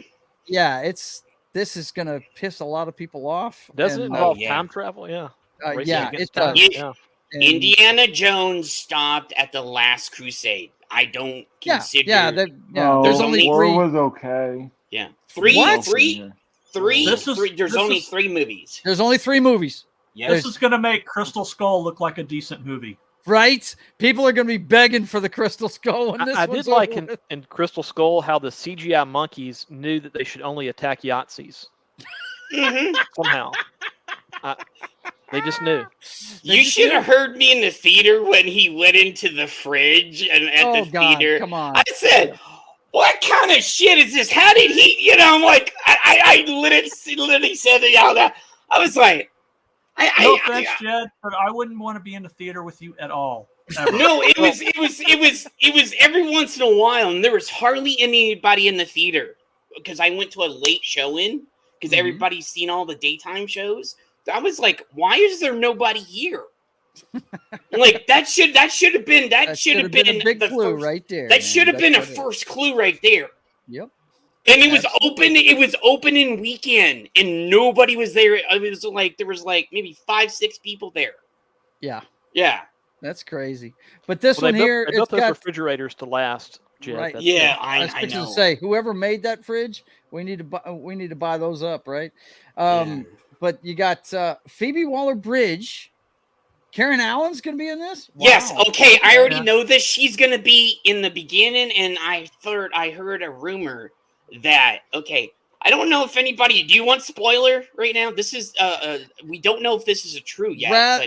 Rather not do spoilers. Okay. Let's not do spoilers. Okay. I'm just. I'll tell you this much: this guy right here, I enjoy as an actor. But yeah, I do. I'm not going to see this movie, but it's a shame that this guy is going to be attached to this. Yeah, it's really good. And they don't get me started on what they're going to do with Sala. Sala's back. Sala's back. Yep. Don't get too happy, but just saying. So. Yeah, he looks like hell. Oh God. Yeah. He looks yeah. like Why did they drag him into this shit show? It's just And then you've got. Wait. Why is Toby Jones? Because he's been in the others too. No, he hasn't. Has he? He's been in. I think he was in Last Crusade, and was he? Because I don't remember him. I think he was. Nah, I don't think so.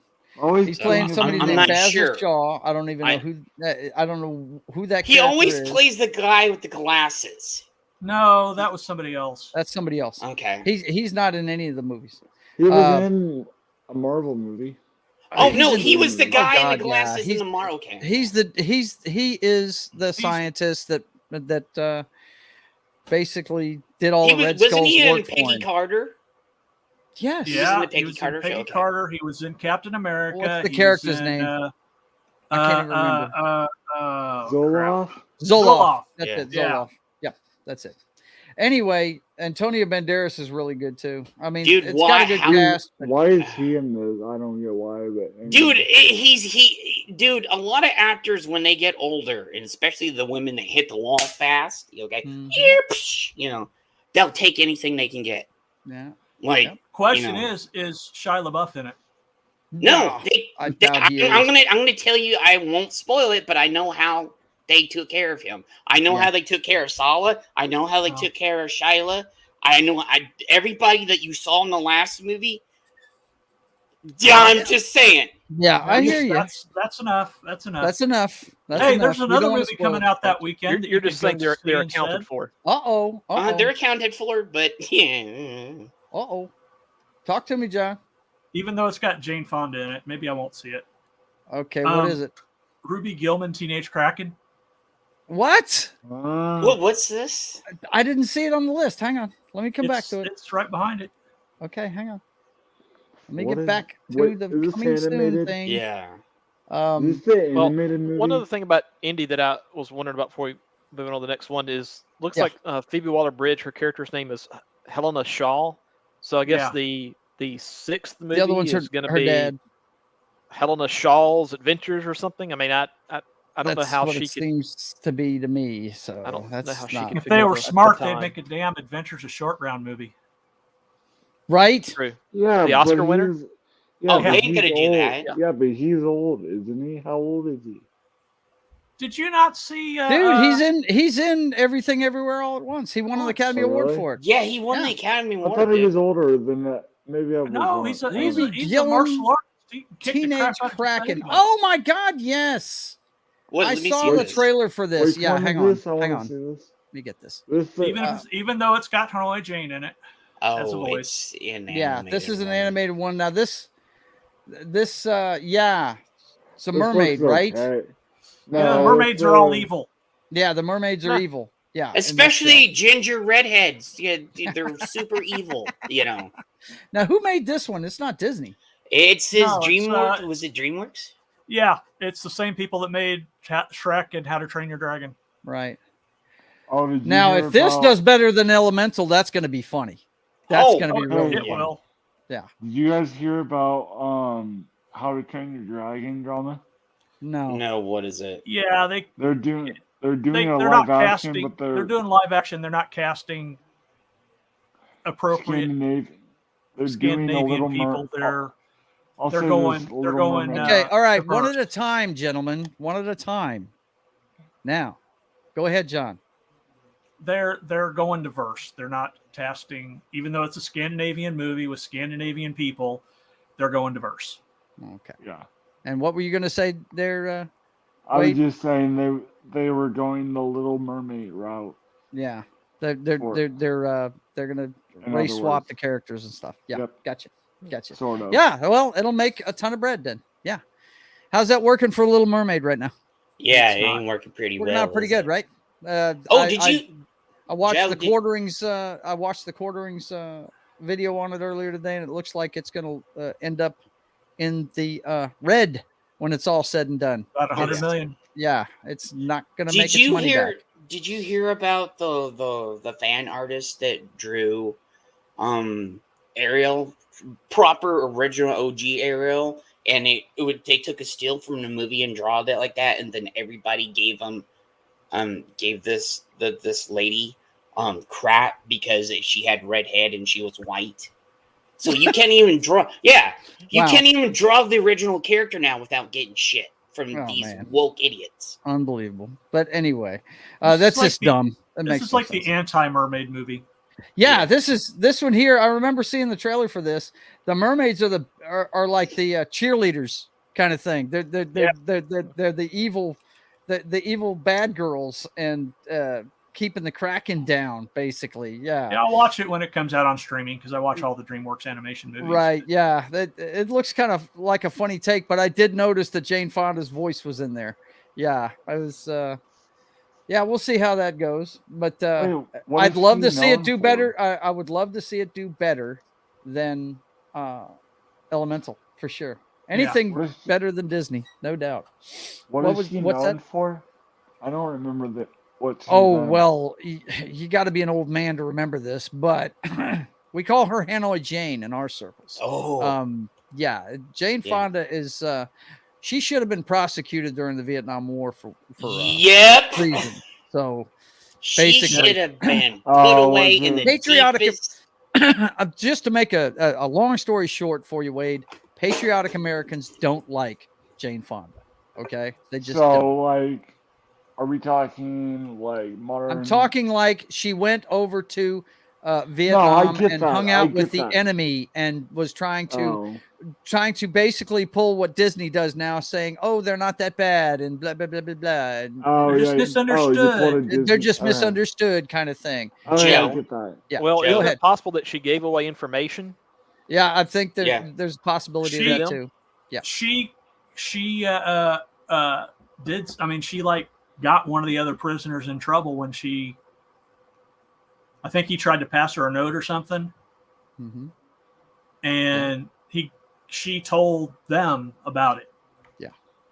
Yeah. Basically, you can look it up and read all the stories about her, but I'm telling you, bottom line, so when she was a kid, she did some stupid shit during the Vietnam War that she shouldn't have done. Her dad's name was even tarnished by it. So, and he was never apologized. Royalty, so never apologized. Hey, and I don't know if it was actor or just urban legend, but apparently, whenever they asked Henry Fonda what he thought about what his daughter did, he said, "I don't have a daughter."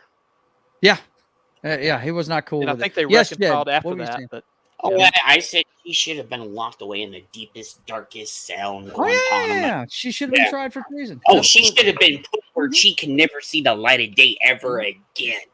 Yep. Yeah. I hear you. Okay, so we've got one more subject with the last 15 minutes we got to talk about, guys. And it's a somber one. It's the passing of a Titan, boys and girls. Yeah. The Iron Sheik passed away today, one of the greatest professional wrestlers ever. The Iranian Sheik. Yep. He was Iranian, and God love him. He passed He away kind today of at the age of 81. He had a full life. Let me read some of this article real quick to let you guys know some of this. Some of you who are younger and may not know who this guy is. The Iron Sheik, charismatic former pro wrestling villain and Twitter personality, and I looked up some of his tweets to enthrall you guys with. Don't worry. He died today at 81 years old.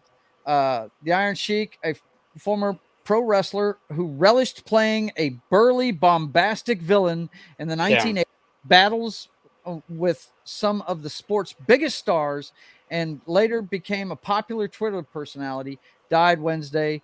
The WWE said he was 81 years old. The wrestling organization posted an article confirming his death, and a statement about his passing also was posted on Twitter page giving details of his life. Neither statement mentioned a cause of death nor where he died, but the Twitter post said he departed the world peacefully. The Iron Sheik, whose real name was Hassan Khosrow Ali Vaziri. I think I got that one. I think I nailed you did. Yeah. You did. Good job.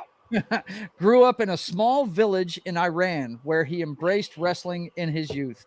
During his pro wrestling career, he donned curled boots, and that's what I remember about him the most. Yep. That his finishing move, the camel clutch, as his finishing move during individual and tag team clashes in which he played the role of an anti-American heel for the WWF, which later became the WWE. Yeah, his battles against Hulk Hogan. I want to say, Senjo. Yeah, go ahead. That I got to meet him a couple times. Okay? Yeah. Mm-hmm. He stayed in character the whole time he was in public view. He stayed character on Twitter, but the minute you got to go backstage, he dropped the character. Yeah. He was one of these people. He was in character anytime he was out in public. Yeah. Like kept that kayfabe. He kept the kayfabe going all the time. The only time he would drop that is when he went backstage or he was around other people and it was just a party and you're just hanging out and it's just a couple people, or he was a really good dude. I got to hang with him and some of the other wrestlers because back in the 80s, Arizona was big for wrestling and still in the 90s, but he was a really good dude. Yep. Gave me a fist bump and all this, all this. It's just good dude and R.I.P. Yeah, for sure, man. Because dude, everybody gave him shit, but they still don't understand that a lot of the people that play these characters, that's their gimmick. He didn't want to drop it. He was in the gimmick so long, his kayfabe, that it just became a part of his personality. Well, it worked for him. It worked for him. It did. And I tell you what, some of the it's been my experience when you see some of these guys out of character that the biggest villains, they're the nicest guys on the planet, man. They really are. What was it? I was going to tell you about because I met them. Who was it? Somebody. There was somebody that's I had the story ready. From what you were describing, that sounds a lot like MJF is today. The guy that's the bad guy in AEW. He keeps in character always, but by all accounts, he's a really nice Taker. guy. I will say this: everybody thinks Taker is like the meanest, some of the meanest dudes. Mm-hmm. Taker is one of the nicest people you have. He's the most respected dude. Yeah, he's the most respected. Okay.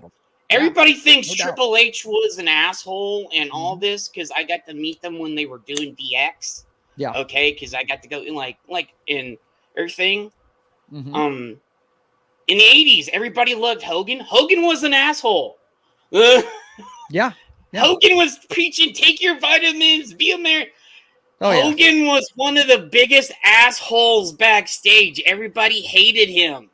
Well, Okay. Let's get back to the guy that just passed away. Okay, but I'm sorry. It's fine. You fine. know, I got to do all this stuff. I did have I one know thing it, I wanted brother. to mention. Gotcha. Some of Go the ahead. first toys I can ever remember having, I had 3 different, they called them thumb wrestlers, I guess. Right. Yeah. I had Big John Studd, Hulk Hogan, and the Iron Sheik. And you literally would stick your thumb through the back of them. Yep. And Yep. they were smaller than most action figures that WWF made later on. But these came out, I guess, early to mid 80s. But they were cool when you're 5, 6 years old. Right. Yeah, and we actually used those when we were at school. Mm-hmm. We would have thumb wrestling. We would have little matches at school and stuff. Absolutely, man. They were super cool. But yeah, his tweets, guys. Oh my God! If you didn't follow this guy, you missed out on some of the greatest shit you've ever read. Yeah, I just pulled up a few of them, man. This one he's talking about Paige still champion, but Moolah always have cheeseburger tits. God bless the Moolah. WWE Payback. This is the kind of shit that got. First of all, none of it is grammatically correct. His English was very broken, but my God, it's funny as hell. Alicia Fox, sexy black woman, but she not Oprah class. John Cena, big heart. I respect him, but shooting wise, he know I beat the fuck out of him. This match more fucked up train wreck than Lindsay Lohan. And it goes on. I mean, the funny thing is, the Sheik. I will say this: the Sheik was very humorous, and when he dropped the kayfabe, he was hilarious and funny, and you know, it's obvious in his tweets, man. Look he was the most finished so. Still, my beer is cold, Bubba. Seth Rollins, intelligent Jew. Yeah, dude, the shit he would say to come out of his mouth would be hilarious. I'm telling you, and none of it's politically correct. None of it. No, it isn't. This last one I'm going to read here. Brock Lesnar, one of the best shooter in my business. Still, he know in my day, I could beat the fuck out of him, make him humble. Ask Kurt Angle. Yeah, dude, yeah. You know? So I just want to take a moment to recognize one of the greats. I mean, Iron Sheik. I loved him. He was one of the best bad guys ever, and those pointed, they were like genie boots he wore. But that camel clutch, if he got that on you, you weren't getting out of it, man. You're screwed. You're done. You're not getting out of that, man. But he was a great face for the sport. He never made him look bad, you know. Yeah, he cursed a lot and he was funny, but and politically incorrect. But I don't ever remember a scandal with him. I think he was respected by everybody. There was one back in the 80s. He and Hacksaw got arrested for having I think it was marijuana. Oh, is that what it was? Oh, yeah. And it was a big deal. I remember, I think Hacksaw got suspended at the time for WWF. I want to say maybe Hacksaw was a baby face and the Sheik was a heel at the time, so them getting arrested together was not good. Yeah. So yeah, because back then kayfabe was a big thing. They didn't even want them traveling together at that time, I don't think. But see, here's the thing, and I know this because I hung out, but we all know that about Hogan came out and a lot of shit came out. You don't know the kind of shit that went on backstage.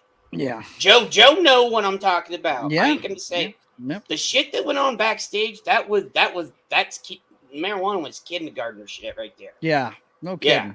That's why half of them died early, man. Yeah. Half of them were on steroids. I mean, there were steroids, there was drugs, there was everything going on. It's amazing this guy made it to 81. Yeah. That tells you right there that he probably wasn't on that shit. He was just naturally and that's the reason why I'm shocked Hogan's still alive. This is a slight change of subject, so don't pop it up yet. Okay. Yeah. All right, I got you. So, anyway, by the way, it looked like they're in the late 80s at that arrest that the Sheik had weed and coke. Oh. And I think Duggan just was an innocent bystander, but he was in the same car as him. So yeah.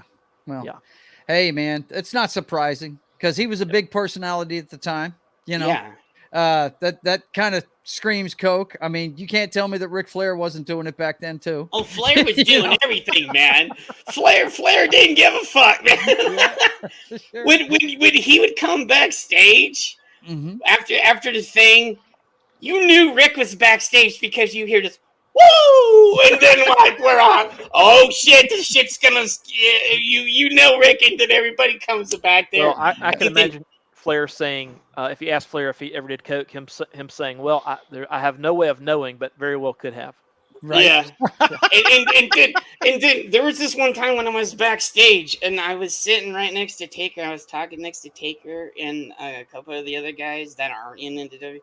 And all of a sudden you hear Flair coming in. You hear this woo, and then you see Taker just he looks down and puts his head right on his face like right. Oh man. He knew what was gonna go on. Right. And I was giggling. And I was like giggling. So what do you got for us there, John?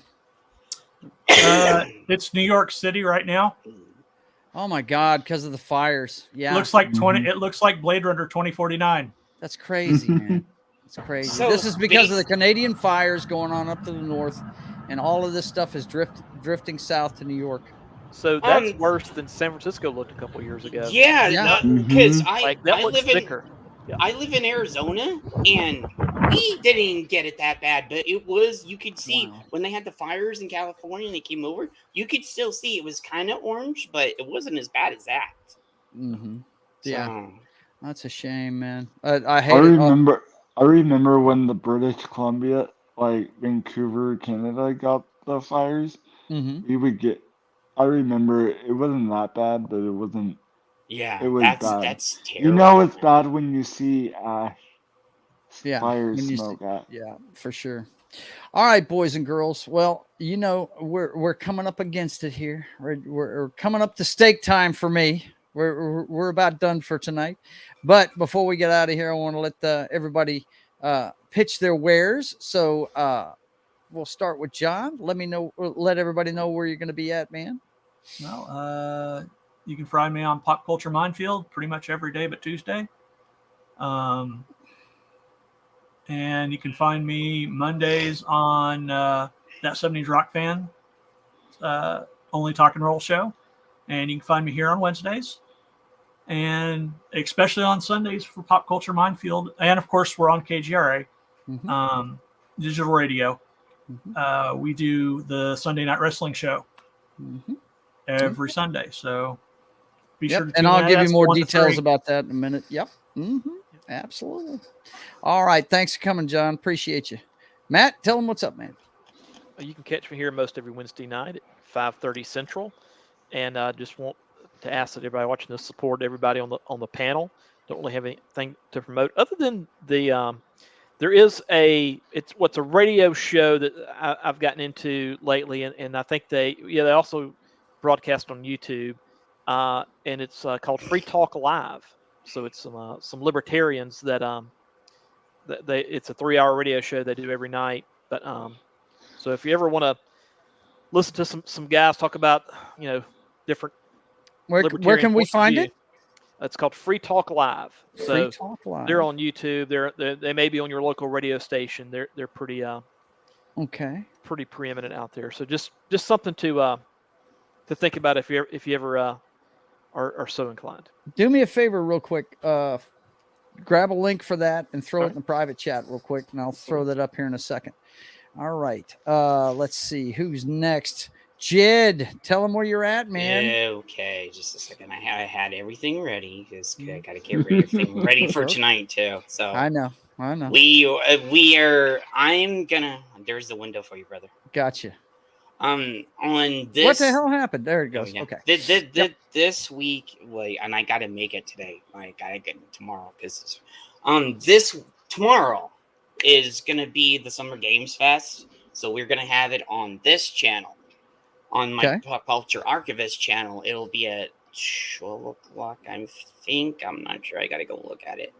And then later on Friday, we will be on my Jed Ravenwolf channel for the MF for Roadhouse. which Joe loves. Everybody else. I do love people, it. People said this was the best show we've had so far out of the 4 or 5 shows that we've. Okay, so this one, where is it? That one was just a test show because Matt wasn't around.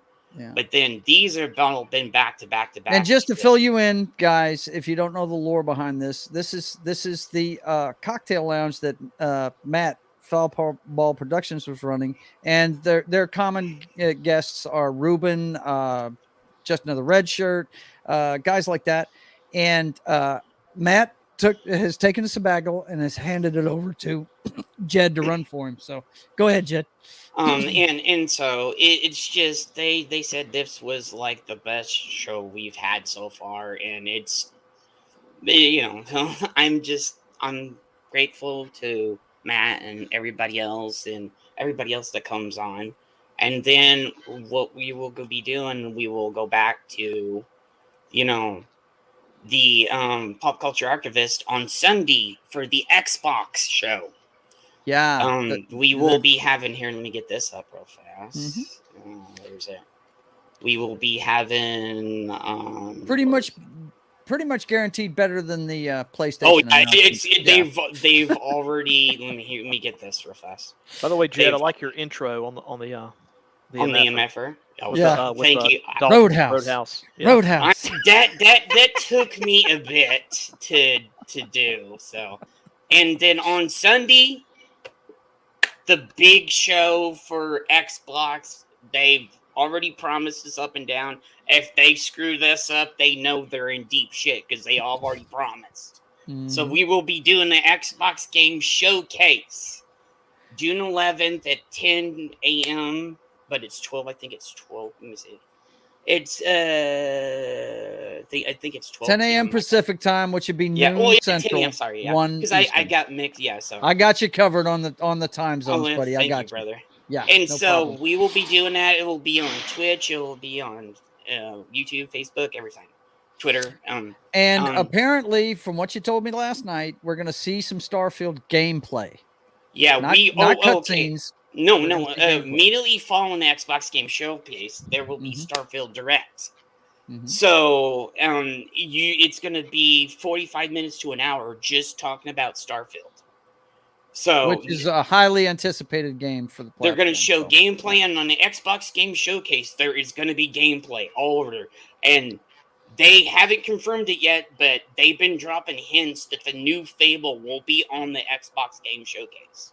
Really? So, they've been dropping hints left and right. So, I'm saying this, and I don't want to get my hopes up too much, but I think they're going to come out swinging on this one. To be honest, anything's got to be better than the PlayStation one. That PlayStation one. It sucked. Some of the people in the Bethesda sphere that I know have been pretty much saying that Starfield's been done for a while.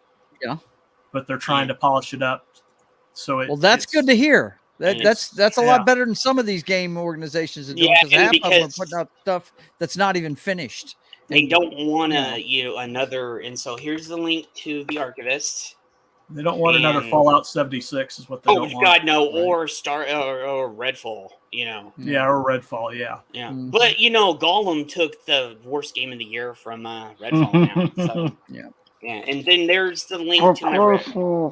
Yeah, so and I will be at other places tonight. Me and Joe are going to start Knights of the Old Republic. I am going to start Knights of the Old Republic on the Xbox, but I will fill you in on that here in a minute. Thanks, Jed. I appreciate you coming, man. Thanks for always, dude. I love you, brother. I love being here. I know I get a little bit rowdy, but I'm very. It's okay. If you ever get out of hand, I'll slap you down. I know.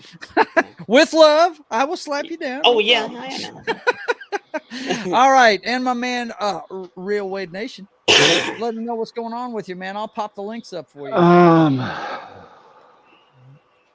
have. Hold on. Let me get. I've got your stuff here, so. I know. Yeah. I have. So basically, Thursday night. What's today? Wednesday. So I'm all my days mixed up. Anyway, Thursday night at 8 Central, I will be exclusive on Twitch. My next Twitch. YouTube stream will either be Saturday night at 8 o'clock, or I don't know if it's 8 o'clock or on Saturday or 8 o'clock on Sunday. I gotta figure it out. Mm-hmm. Maybe it might be one day, both days separately. But anyway, look out, sub to the channel for that. The channel is right here. Hang on a second. Let me. I put it in. I put it in for you. Okay. I got your back. I got you, bro. I hear you. But I did want to show his. Let's see. Let me get. Where is it? So just sub to the channel. That's his main channel.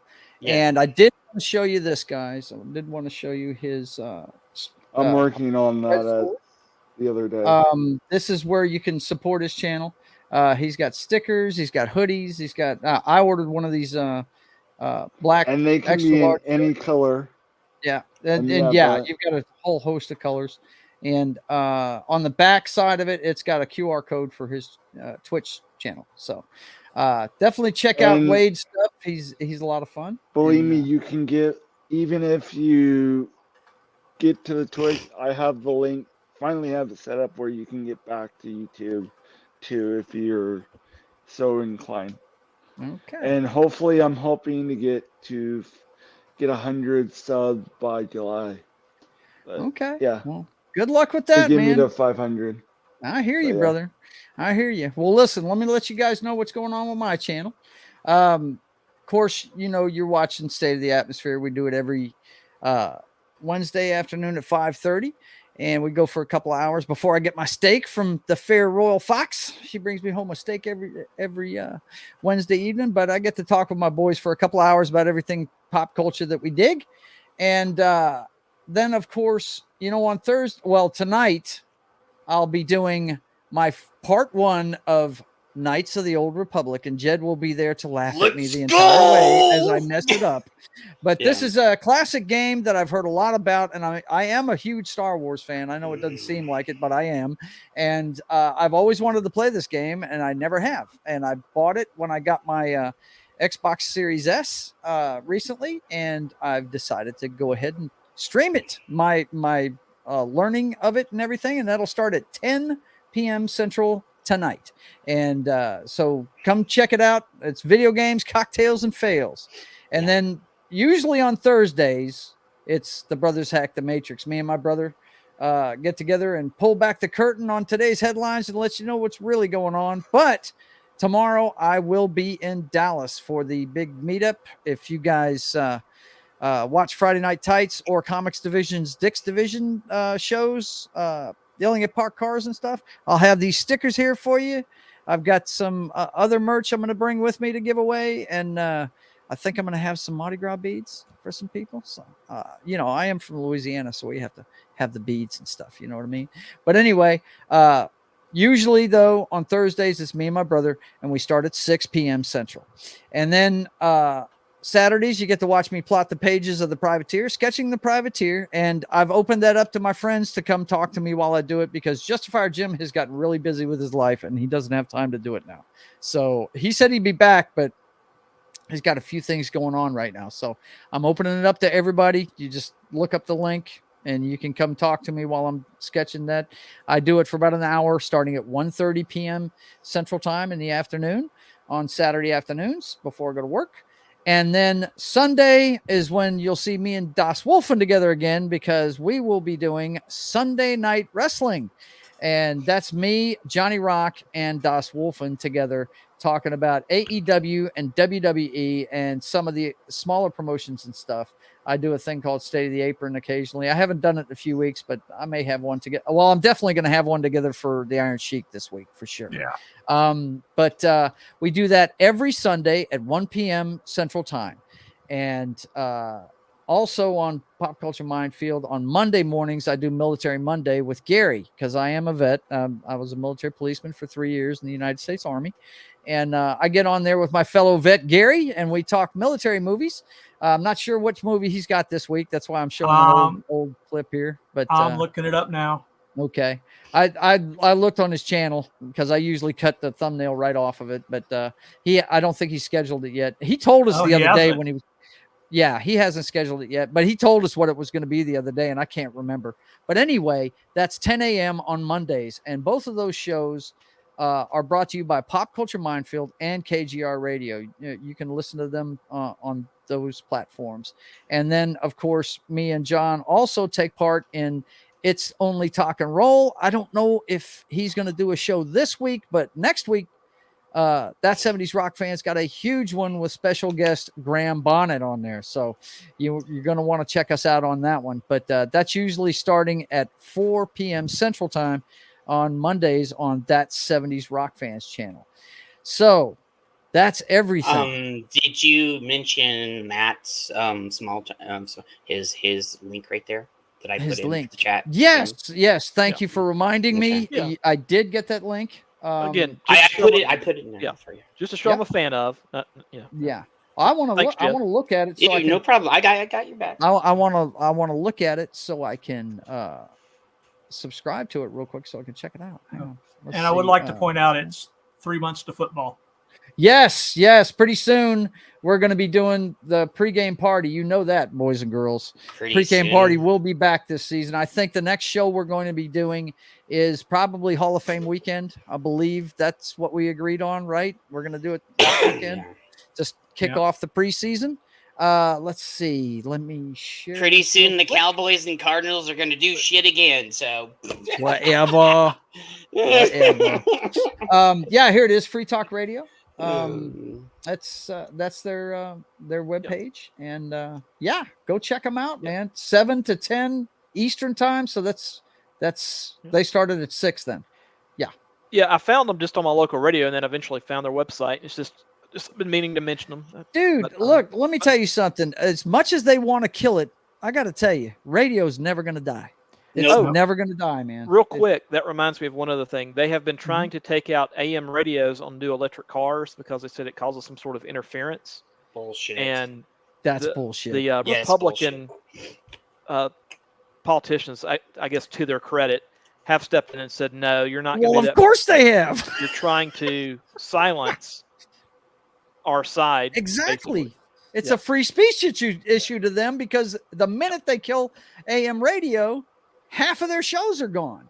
Yeah, for sure. They did also announce the Madden cover for 24. Yeah, that was supposed to be today. Who is it? It's Josh Allen. Josh Allen of the Buffalo Bills? Okay. Yep. Well, he's going to get his knee blown out. Yeah, he screwed the Madden curse. Yep. He's screwed. I'm fine. I'm fine with this. I would have preferred. I know you're fine with it. Wait. Who would you rather have on that cover, man? Joe Burrow or him? Joe Burrow. Yeah, right. You need him knocked out, right? we know he ain't gonna do anything anyway. Like, be honest. The Ahsoka release date was set today, August 23rd. What do we got left here? Oh shoot! Ron showed up. What's he talking about, man? What did I miss? Want to go watch the video on demand? Okay, gotcha. Yeah, and then down below, watch the spoilers. Don't give him too many hints. I want to see you. I'm not gonna give any spoilers. I'm gonna just be doing a little let me tell you something. When Ron's on, you never do spoilers. That guy will blow a gasket on you. You told me about that. He will find you, Jed. Yeah. He will find you. Yes, you will be fined. Yeah. All right, look, guys. Thanks for watching. Subscribe to the channel. Go give me a follow on Rumble. I don't know if you guys know, I'm transmitting this. We're actually showing it on Rumble, Twitter. And since Twitter has started allowing long form content, I'm on there too. So go check it out. Give it a view, give it a like, all that good stuff, and support these guys that I have on the panel. And until I see you guys again, I want you to keep on keeping on. God bless. We'll see you next time.